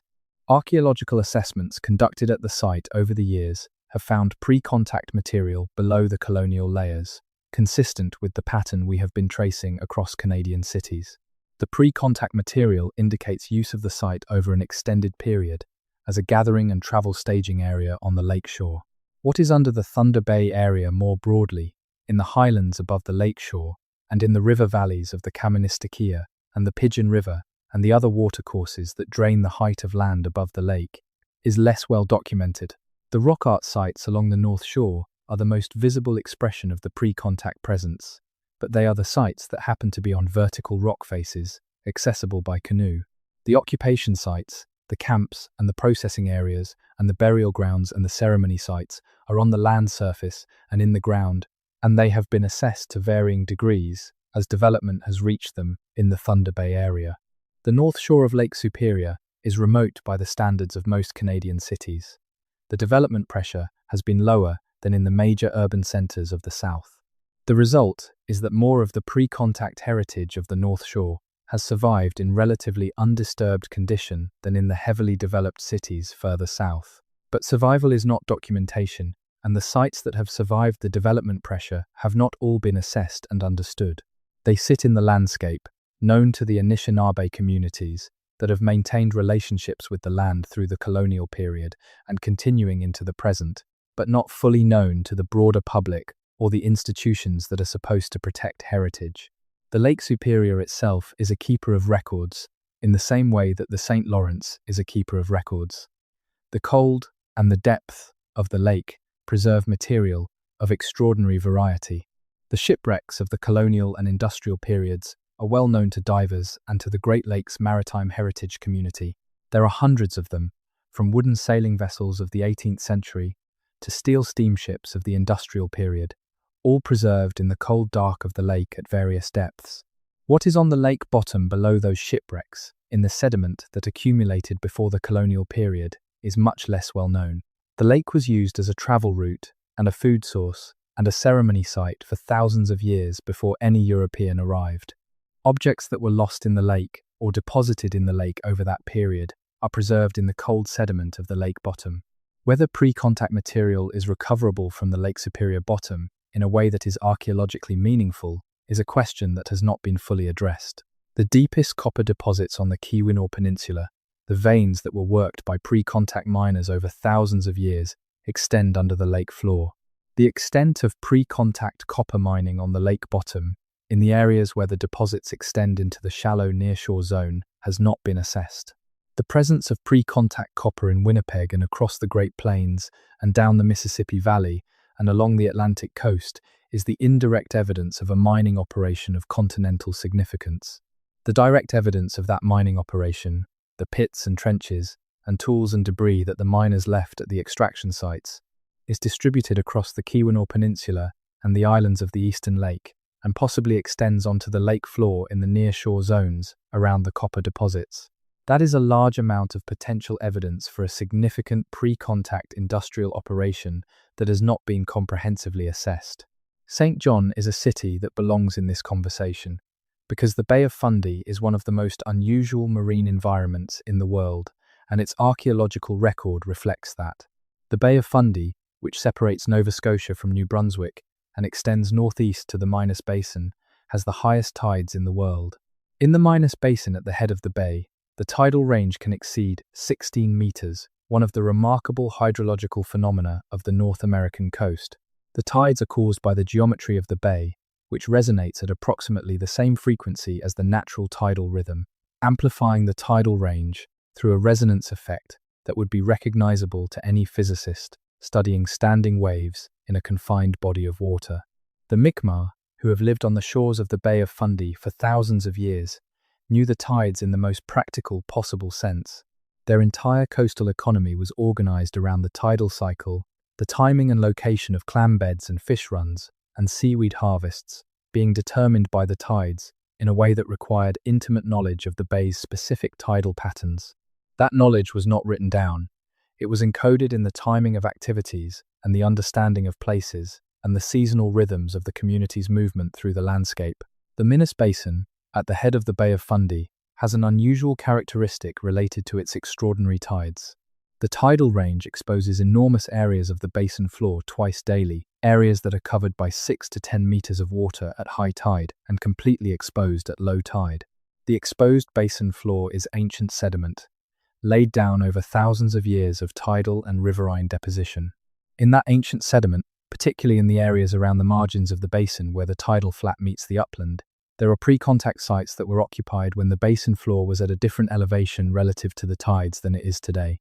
The Mi'kmaq occupation of the Minas Basin shores goes back thousands of years, documented by archaeological assessments in the tidal flat margins and the upland areas above the tidal zone. The nature of the tidal environment means that the occupation record is complex and highly variable in its preservation.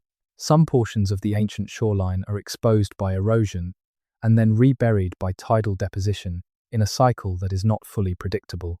Features that are exposed by one erosion event may be reburied by subsequent deposition before they can be assessed. St. John itself sits at the mouth of the St. John River, where the river enters the Bay of Fundy through the famous reversing falls, a tidal phenomenon where the strong incoming tides cause the lower St. John River to reverse its flow and run upstream for a portion of each tidal cycle. The reversing falls is a natural feature that would have been significant to every people who lived at the river mouth, a dramatic and predictable daily event that embodied the relationship between the river and the bay in a way that the Mi'kmaq understood in both practical and spiritual terms. The St. John River Valley is one of the longest river systems in Atlantic Canada, draining a large portion of New Brunswick and connecting the Bay of Fundy coast to the interior of the province and from there to the watershed of the St. Lawrence system. The river was a major travel route and a significant food resource.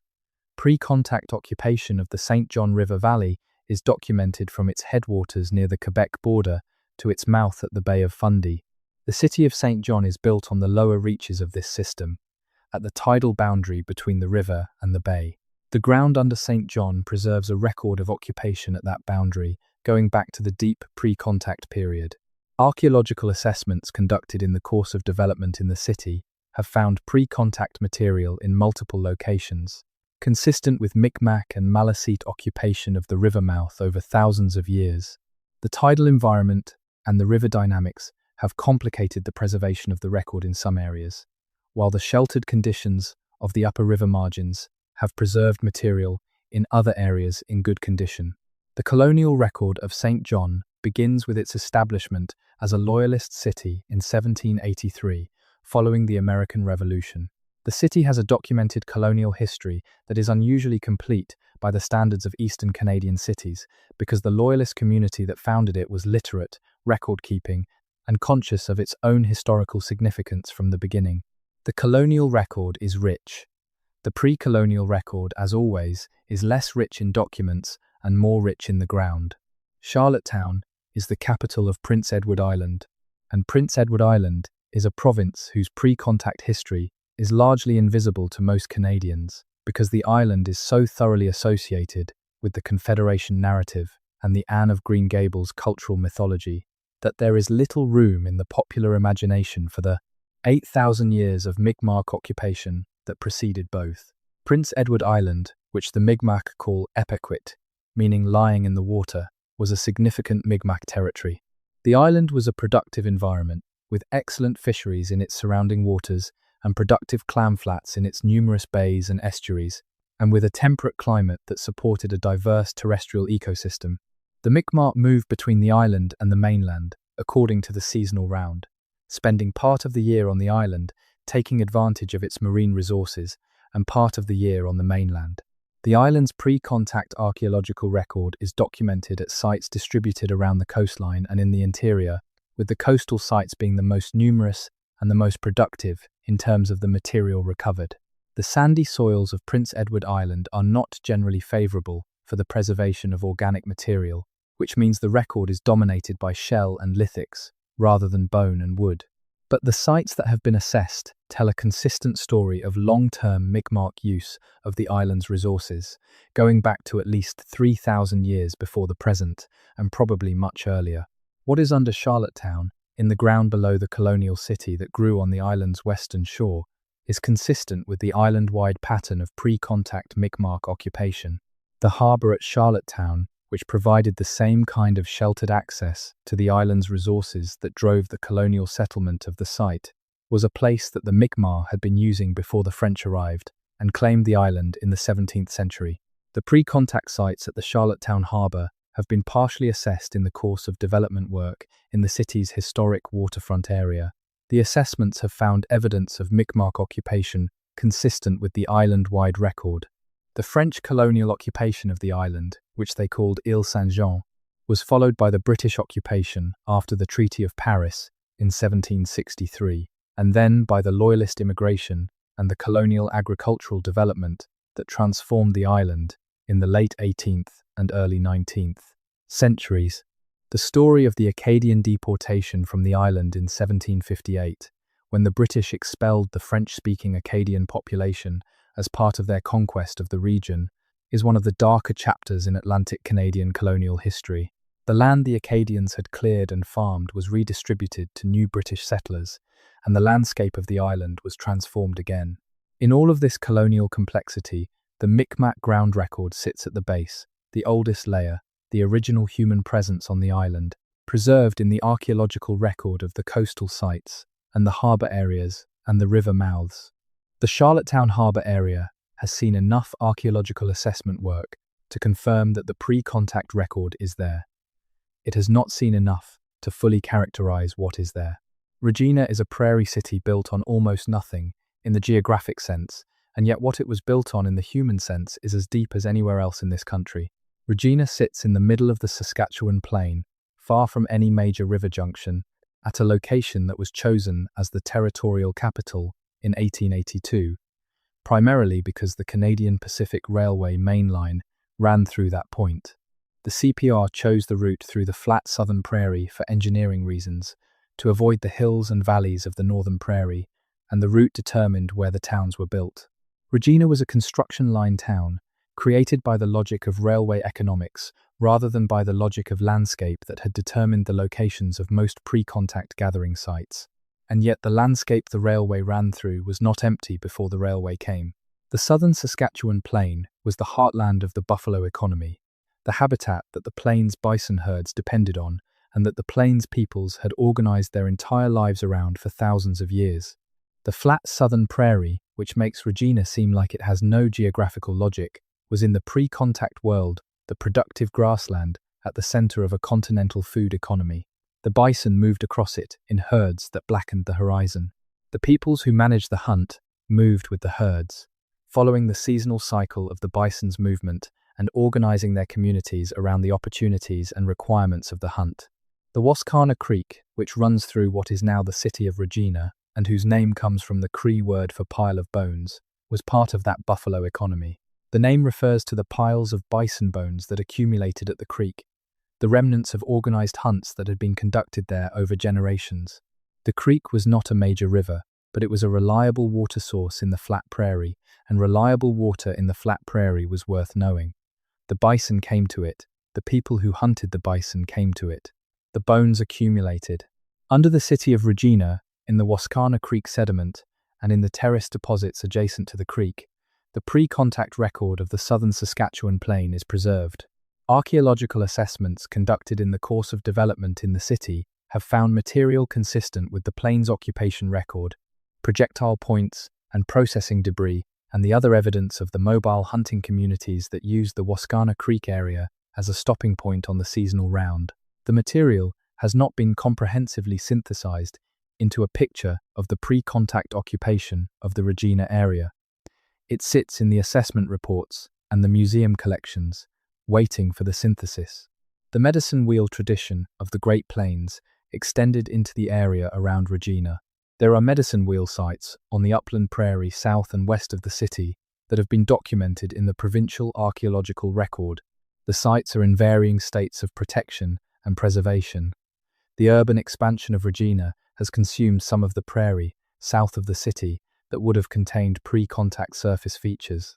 What survived the urban expansion is in the areas that were preserved as parks or that were too far from the city centre to be developed in the early growth period.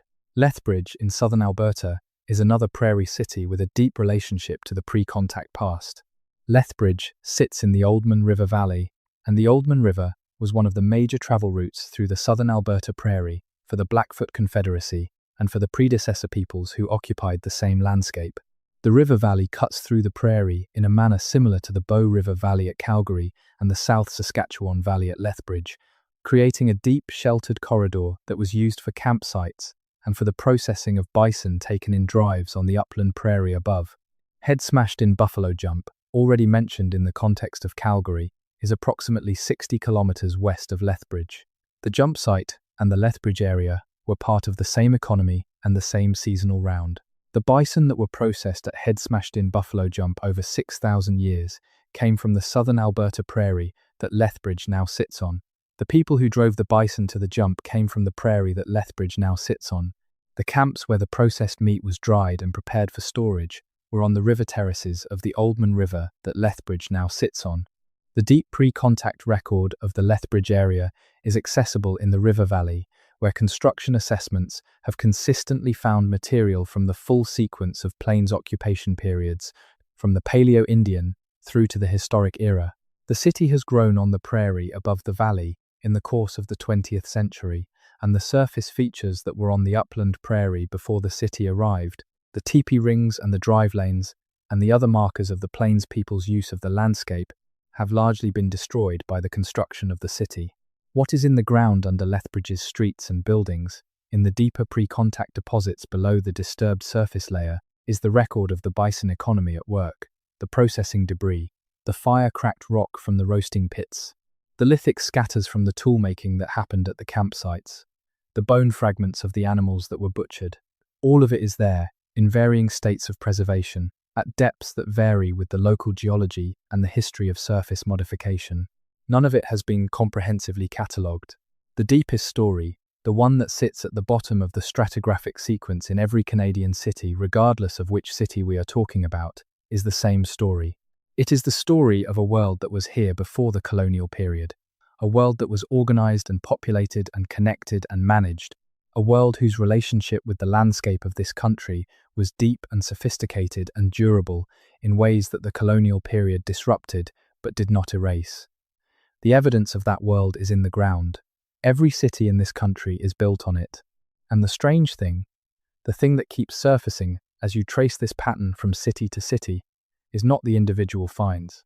The carved figure from the harbour dredge, the stone alignments at the river junction, the paved surface under the university, these are individually interesting but not individually shocking.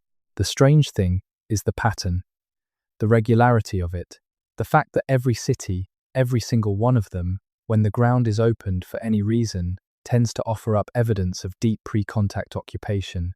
The finds are not anomalies. They are the rule. The rule is that the ground has things in it, everywhere, in every Canadian city, going back to the beginning of the post-glacial world.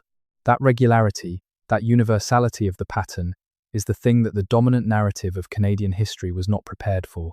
The dominant narrative expected sparse, marginal, ephemeral occupation. What the ground keeps insisting on, in city after city, construction project after construction project, is dense, organized, sustained, deep occupation. The narrative and the ground are not in agreement. The ground is winning. Slowly, one assessment report at a time, one footnote at a time, one accession record at a time, the ground is correcting the narrative. It is a slow process. It is constrained by development timelines and funding limitations and institutional priorities.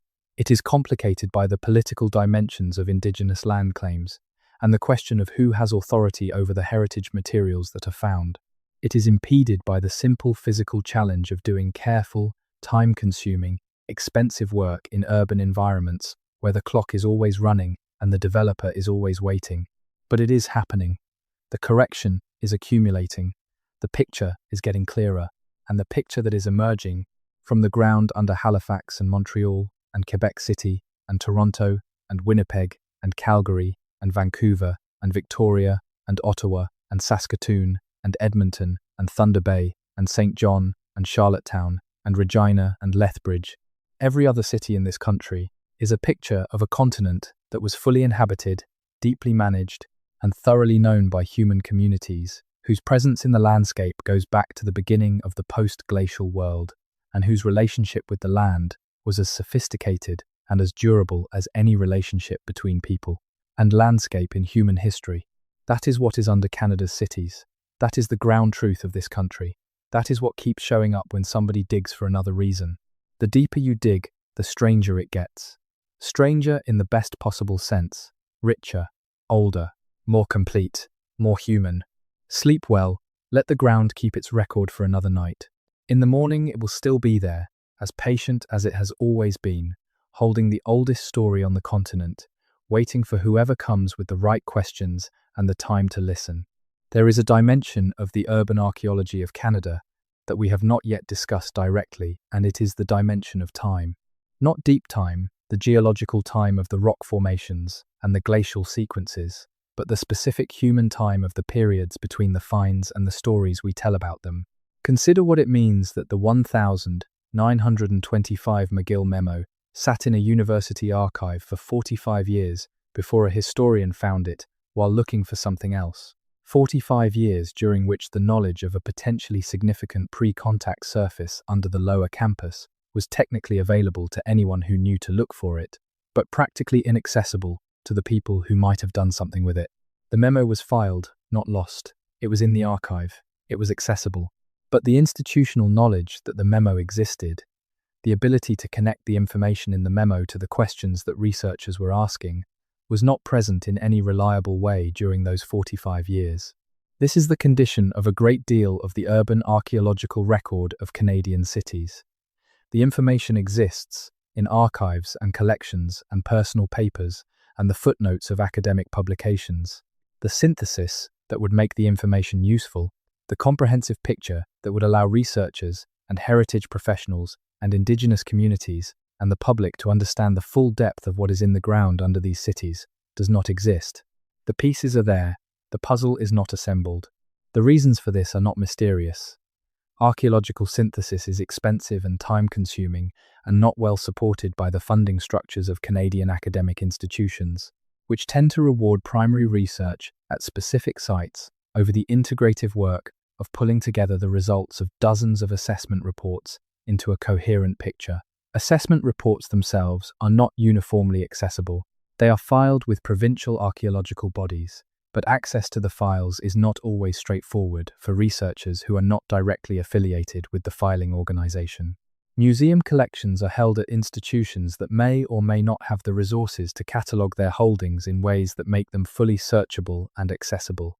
Personal papers sit in historical societies and archives that may have excellent finding aids or very poor ones, depending on the resources of the institution and the attention given to the specific collection when it was received. The result is a body of knowledge that is genuinely substantial, but that is not functioning as a coherent body of knowledge. It is functioning as a collection of fragments, each fragment preserved somewhere, each fragment accessible to someone who knows where to look, but no single place where the full picture is assembled and available. This is a problem that is recognized in the archaeological community, in the Indigenous heritage community, and in the heritage management profession. The solution, a comprehensive synthesis of the urban archaeological record of Canadian cities, is a project of enormous scope that would require sustained funding and institutional commitment over many years. It has been proposed. It has not been funded at the scale required to complete it. In the meantime, the fragments accumulate. The assessment reports are filed. The accession records are updated. The personal papers are donated. The footnotes are written. The picture gets more complete one piece at a time, at a pace that is determined by the rate of construction activity and the availability of assessment funding and the interest of individual researchers, rather than by any coordinated plan. And underneath the cities, the ground does not wait for the synthesis. It keeps producing evidence at the rate that construction activity exposes it. Every new subway line, every new condo development, every new utility corridor, every renovation project that goes below the level of the previous renovation is an opportunity for the ground to offer up another piece of the record. The record is not finite. The cities are still growing. The ground still has things in it that have not yet been found. What has been found, the fragments that have been assembled into the partial picture that we have been tracing through this conversation, is sufficient to make the basic argument. The argument is simple. Canada's cities are not built on a blank slate. They are built on a deep, complex, continent-wide record of human settlement and management and ceremony and trade that goes back to the beginning of the post-glacial world. The colonial cities are the most recent layer of a much longer human story. That story is in the ground. The ground keeps it. The strange thing is not any individual find. The strange thing is the pattern.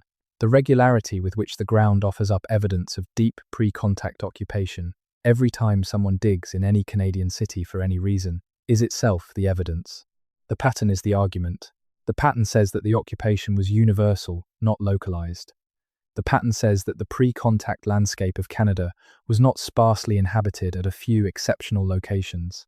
It was inhabited everywhere that human communities would logically want to be, at river junctions, at harbour mouths, at productive fisheries, at elevated positions with good visibility, at the edges of productive ecosystems, at the meeting points of travel routes.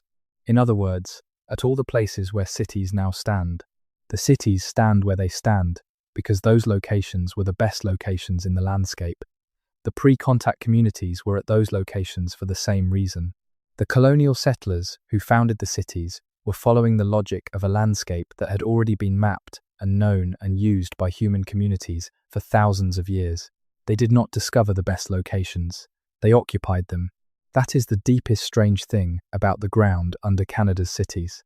Not any specific carved figure or stone alignment or deep hearth, but the simple fact that the cities are where the people always were, and the people were there for much longer than the cities, and the ground remembers all of it, and the ground is patient enough to wait for someone to come and ask. You are somewhere right now, in a city or a town or somewhere along the way, and underneath you the ground is keeping its record. It has been keeping it since before the building above you was built, since before the street outside was laid, since before the colonial period began, since before the first European canoe came up the river or the first European ship entered the harbour, The ground has been keeping the record of this land since the first people arrived and made it home. It will keep it tonight while you sleep. It will keep it for as long as the ground is there. The record is not going anywhere. Sleep well. The ground is patient. And the deeper you dig, in any direction, in any city in this country, the stranger and richer and older and more human it gets. The Haudenosaunee perspective on the land under Canadian cities is worth holding for a moment, because the Haudenosaunee were one of the most politically sophisticated cultures in pre-contact North America, and their relationship to the landscape of what is now Ontario and Quebec and the northeastern United States was encoded in a governance structure of remarkable complexity. The Haudenosaunee Confederacy, the League of 5 and later 6 nations that occupied the regions south of the Great Lakes and extending into the St. Lawrence Valley, was not a loose alliance of independent bands. It was a formal political structure with established protocols for decision-making, for resolving disputes between member nations, for incorporating new nations, and for conducting relations with external political entities. The Haudenosaunee Great Law of Peace, which established the Confederacy and set out its operating principles, is one of the oldest constitutional documents in the world still in use, predating the European constitutions by centuries and possibly by much longer. The Haudenosaunee relationship to the land was encoded in their governance structure in specific ways. The nations of the Confederacy had clearly defined territorial boundaries and clearly defined responsibilities for managing the resources within those territories. The people who lived in a territory were responsible for its management, not as owners in the European legal sense, but as stewards, with obligations to both the land and the future generations who would depend on it. The concept of the seventh generation, the idea that decisions about the use and management of resources should be made with the needs of the seventh generation into the future in mind, is one of the most widely known principles of Haudenosaunee governance. It is also one of the most frequently misunderstood, because it is often taken as a metaphor or a spiritual aspiration, rather than as a practical operating principle. For the Haudenosaunee, the seventh generation principle was a practical constraint on decision-making.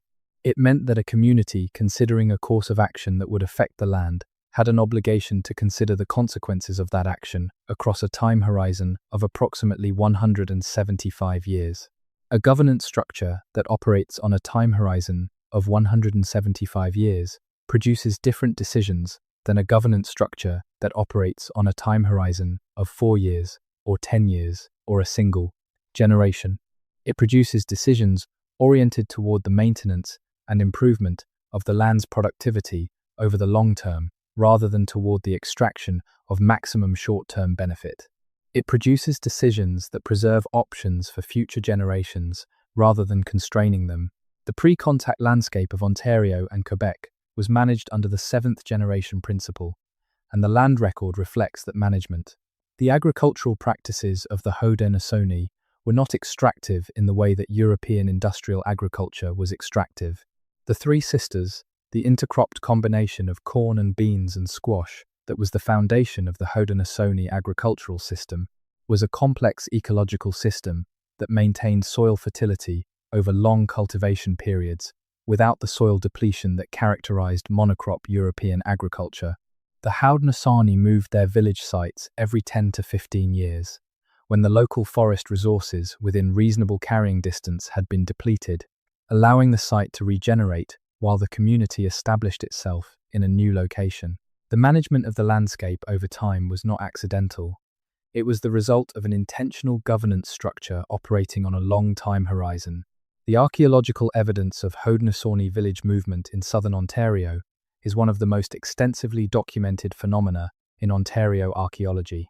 The sites of successive Haudenosaunee villages, each occupied for 10 to 15 years and then abandoned for regeneration, can be traced across the landscape in a pattern that reflects the systematic management of the land over centuries. The pattern is not random. The sites are distributed in a way that reflects the principles of the management system. Each village within reasonable distance of adequate forest resources, each successive village at a location that had been rested long enough for regeneration to have occurred. The ground record of that management system, the post molds from the longhouses, the hearth features, the midden deposits, the refuse pits, the storage pits, all of it preserved in the soil of southern Ontario in the locations where the villages stood. is a direct record of a sophisticated, long-term landscape management practice. The practice was not primitive. It was exactly what a governance system oriented toward the seventh generation would produce. When the colonial period disrupted that governance structure, it disrupted a management system that had been maintaining the productivity of the southern Ontario landscape for centuries. The replacement of the Haudenosaunee management system with the European agricultural system produced the soil depletion and the erosion and the loss of ecosystem function that the colonial landscape of Ontario suffered over the 19th and 20th centuries. As the forests were cleared and the land was put to monocrop agriculture, and the management principles that had maintained the landscape's productivity were replaced by a system oriented toward short-term extraction. The ground under the cities of Ontario, the Haudenosaunee village sites, and the midden deposits, and the agricultural features of the pre-contact landscape are the physical record of that management system at work. They are the evidence that the land was managed, not simply occupied, by people who understood what the seventh generation principle actually meant in practice. That is the thing that the ground under Canadian cities keeps returning to, from every direction and every period and every cultural tradition. The evidence is not of people passing through. It is of people managing, investing, committing, returning, building, maintaining, transmitting.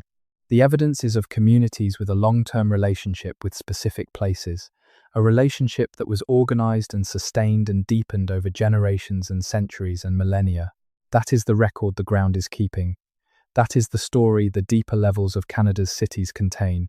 Not absence, not emptiness, not the trace of a marginal existence scraped from a harsh landscape by small wandering bands, but the record of communities with the full range of human complexity, with governance and ceremony and trade and knowledge and art and engineering, and the long-term planning that comes from a commitment to the land and to the generations that will come after. Sleep well tonight. Let that record be the last thing on your mind before you drift. The ground under wherever you are is keeping it. The cities are built on it. The story goes all the way down, and the bottom of it is as old as the continent itself. Let us end where we began, in Montreal, with the mountain above the city and the river below it, and the question that neither has ever fully answered. Cartier came up the St. Lawrence in 1535 and found 1,500 people living in a village on the volcanic rock above the river. He spent a day and a half there. He climbed the mountain. He looked out at the river and the mountains of the Laurentians to the north, and the Appalachians to the south, and the broad St. Lawrence Valley spreading out in both directions. He named the mountain. He left. The mountain still has that same view. The river still runs below it. The city that grew in the valley below the mountain is one of the world's great cities now, in its way, a city of 2 languages and several cultures, an extraordinary food, and a particular kind of energy that belongs only to Montreal. But the mountain is the same mountain. The volcanic rock is the same rock. The cleared ring on the upper north slope is still there, in whatever condition the century and a half of park management has left it. The 5,000-year hearths under Place Royale are still under Place Royale. The paved surface under the McGill campus is still under the campus. The carved basalt figure is still in the provincial collection, labelled Culture Indeterminate, waiting for someone to figure out what it is. And the Hochelaga question is still open. Where did those 1,500 people go? What happened to the village that Cartier described in such careful detail? The ground may know. The ground under the lower slopes of Mount Royal, under the university and the park, and the streets of the plateau and the Mile End and all the other neighbourhoods that have grown up around the mountain over the past 4 centuries, may contain the answer, or enough of an answer to narrow the question, or enough to change what we think we know about what happened in the St. Lawrence Valley in the 70 years between Cartier and Champlain. The answer is in the ground. The ground is under the city is not moving. The answer will be there when someone decides it is worth finding, when the funding comes and the scope is approved, and the timeline allows for the careful work that the question deserves. Until then, the mountain is patient, the ground is patient, the question is patient. That is the nature of what is under Canada's cities. The patience of the ground is the deepest thing about it. It waited through the Ice Age. It waited through the warming. It waited through the 7,000 years between the first people at the Forks and the fur trade companies that recognized the same location for the same reasons. It waited through the colonial period and the industrial period and the development boom and all the construction that has happened in the past century and a half. It is still waiting. Whatever you are carrying tonight, whatever the day left on you, let the ground's patience be something you borrow for the next few hours. The deep record is not anxious. The oldest layers are the most settled. They have been in the dark for thousands of years, and they are fine about it. The cities above them are recent and noisy and full of urgency. The ground below is old and quiet, and in no hurry at all. Sleep well. The deeper we dig, the stranger it gets. And the strangest thing of all is how much is still there, waiting to be found, patient as the rock, patient as the river, patient as the old world that was here before the new one, and that is still here underneath it, keeping the record. Good night from wherever this finds you. Good night from the cities, with their deep and layered ground. From Halifax on the Atlantic shore to Victoria on the Pacific, from the river junctions, and the harbour mouths, and the elevated lookouts, and the tidal margins, and the prairie river valleys, and the shield country lake shores, from every place in this enormous country, where someone looked at the landscape and decided it was worth staying right in. They stayed. Their descendants have stayed too. Something of all of them is still in the ground beneath the cities, patient as the continent, as old as the land itself. Sleep well.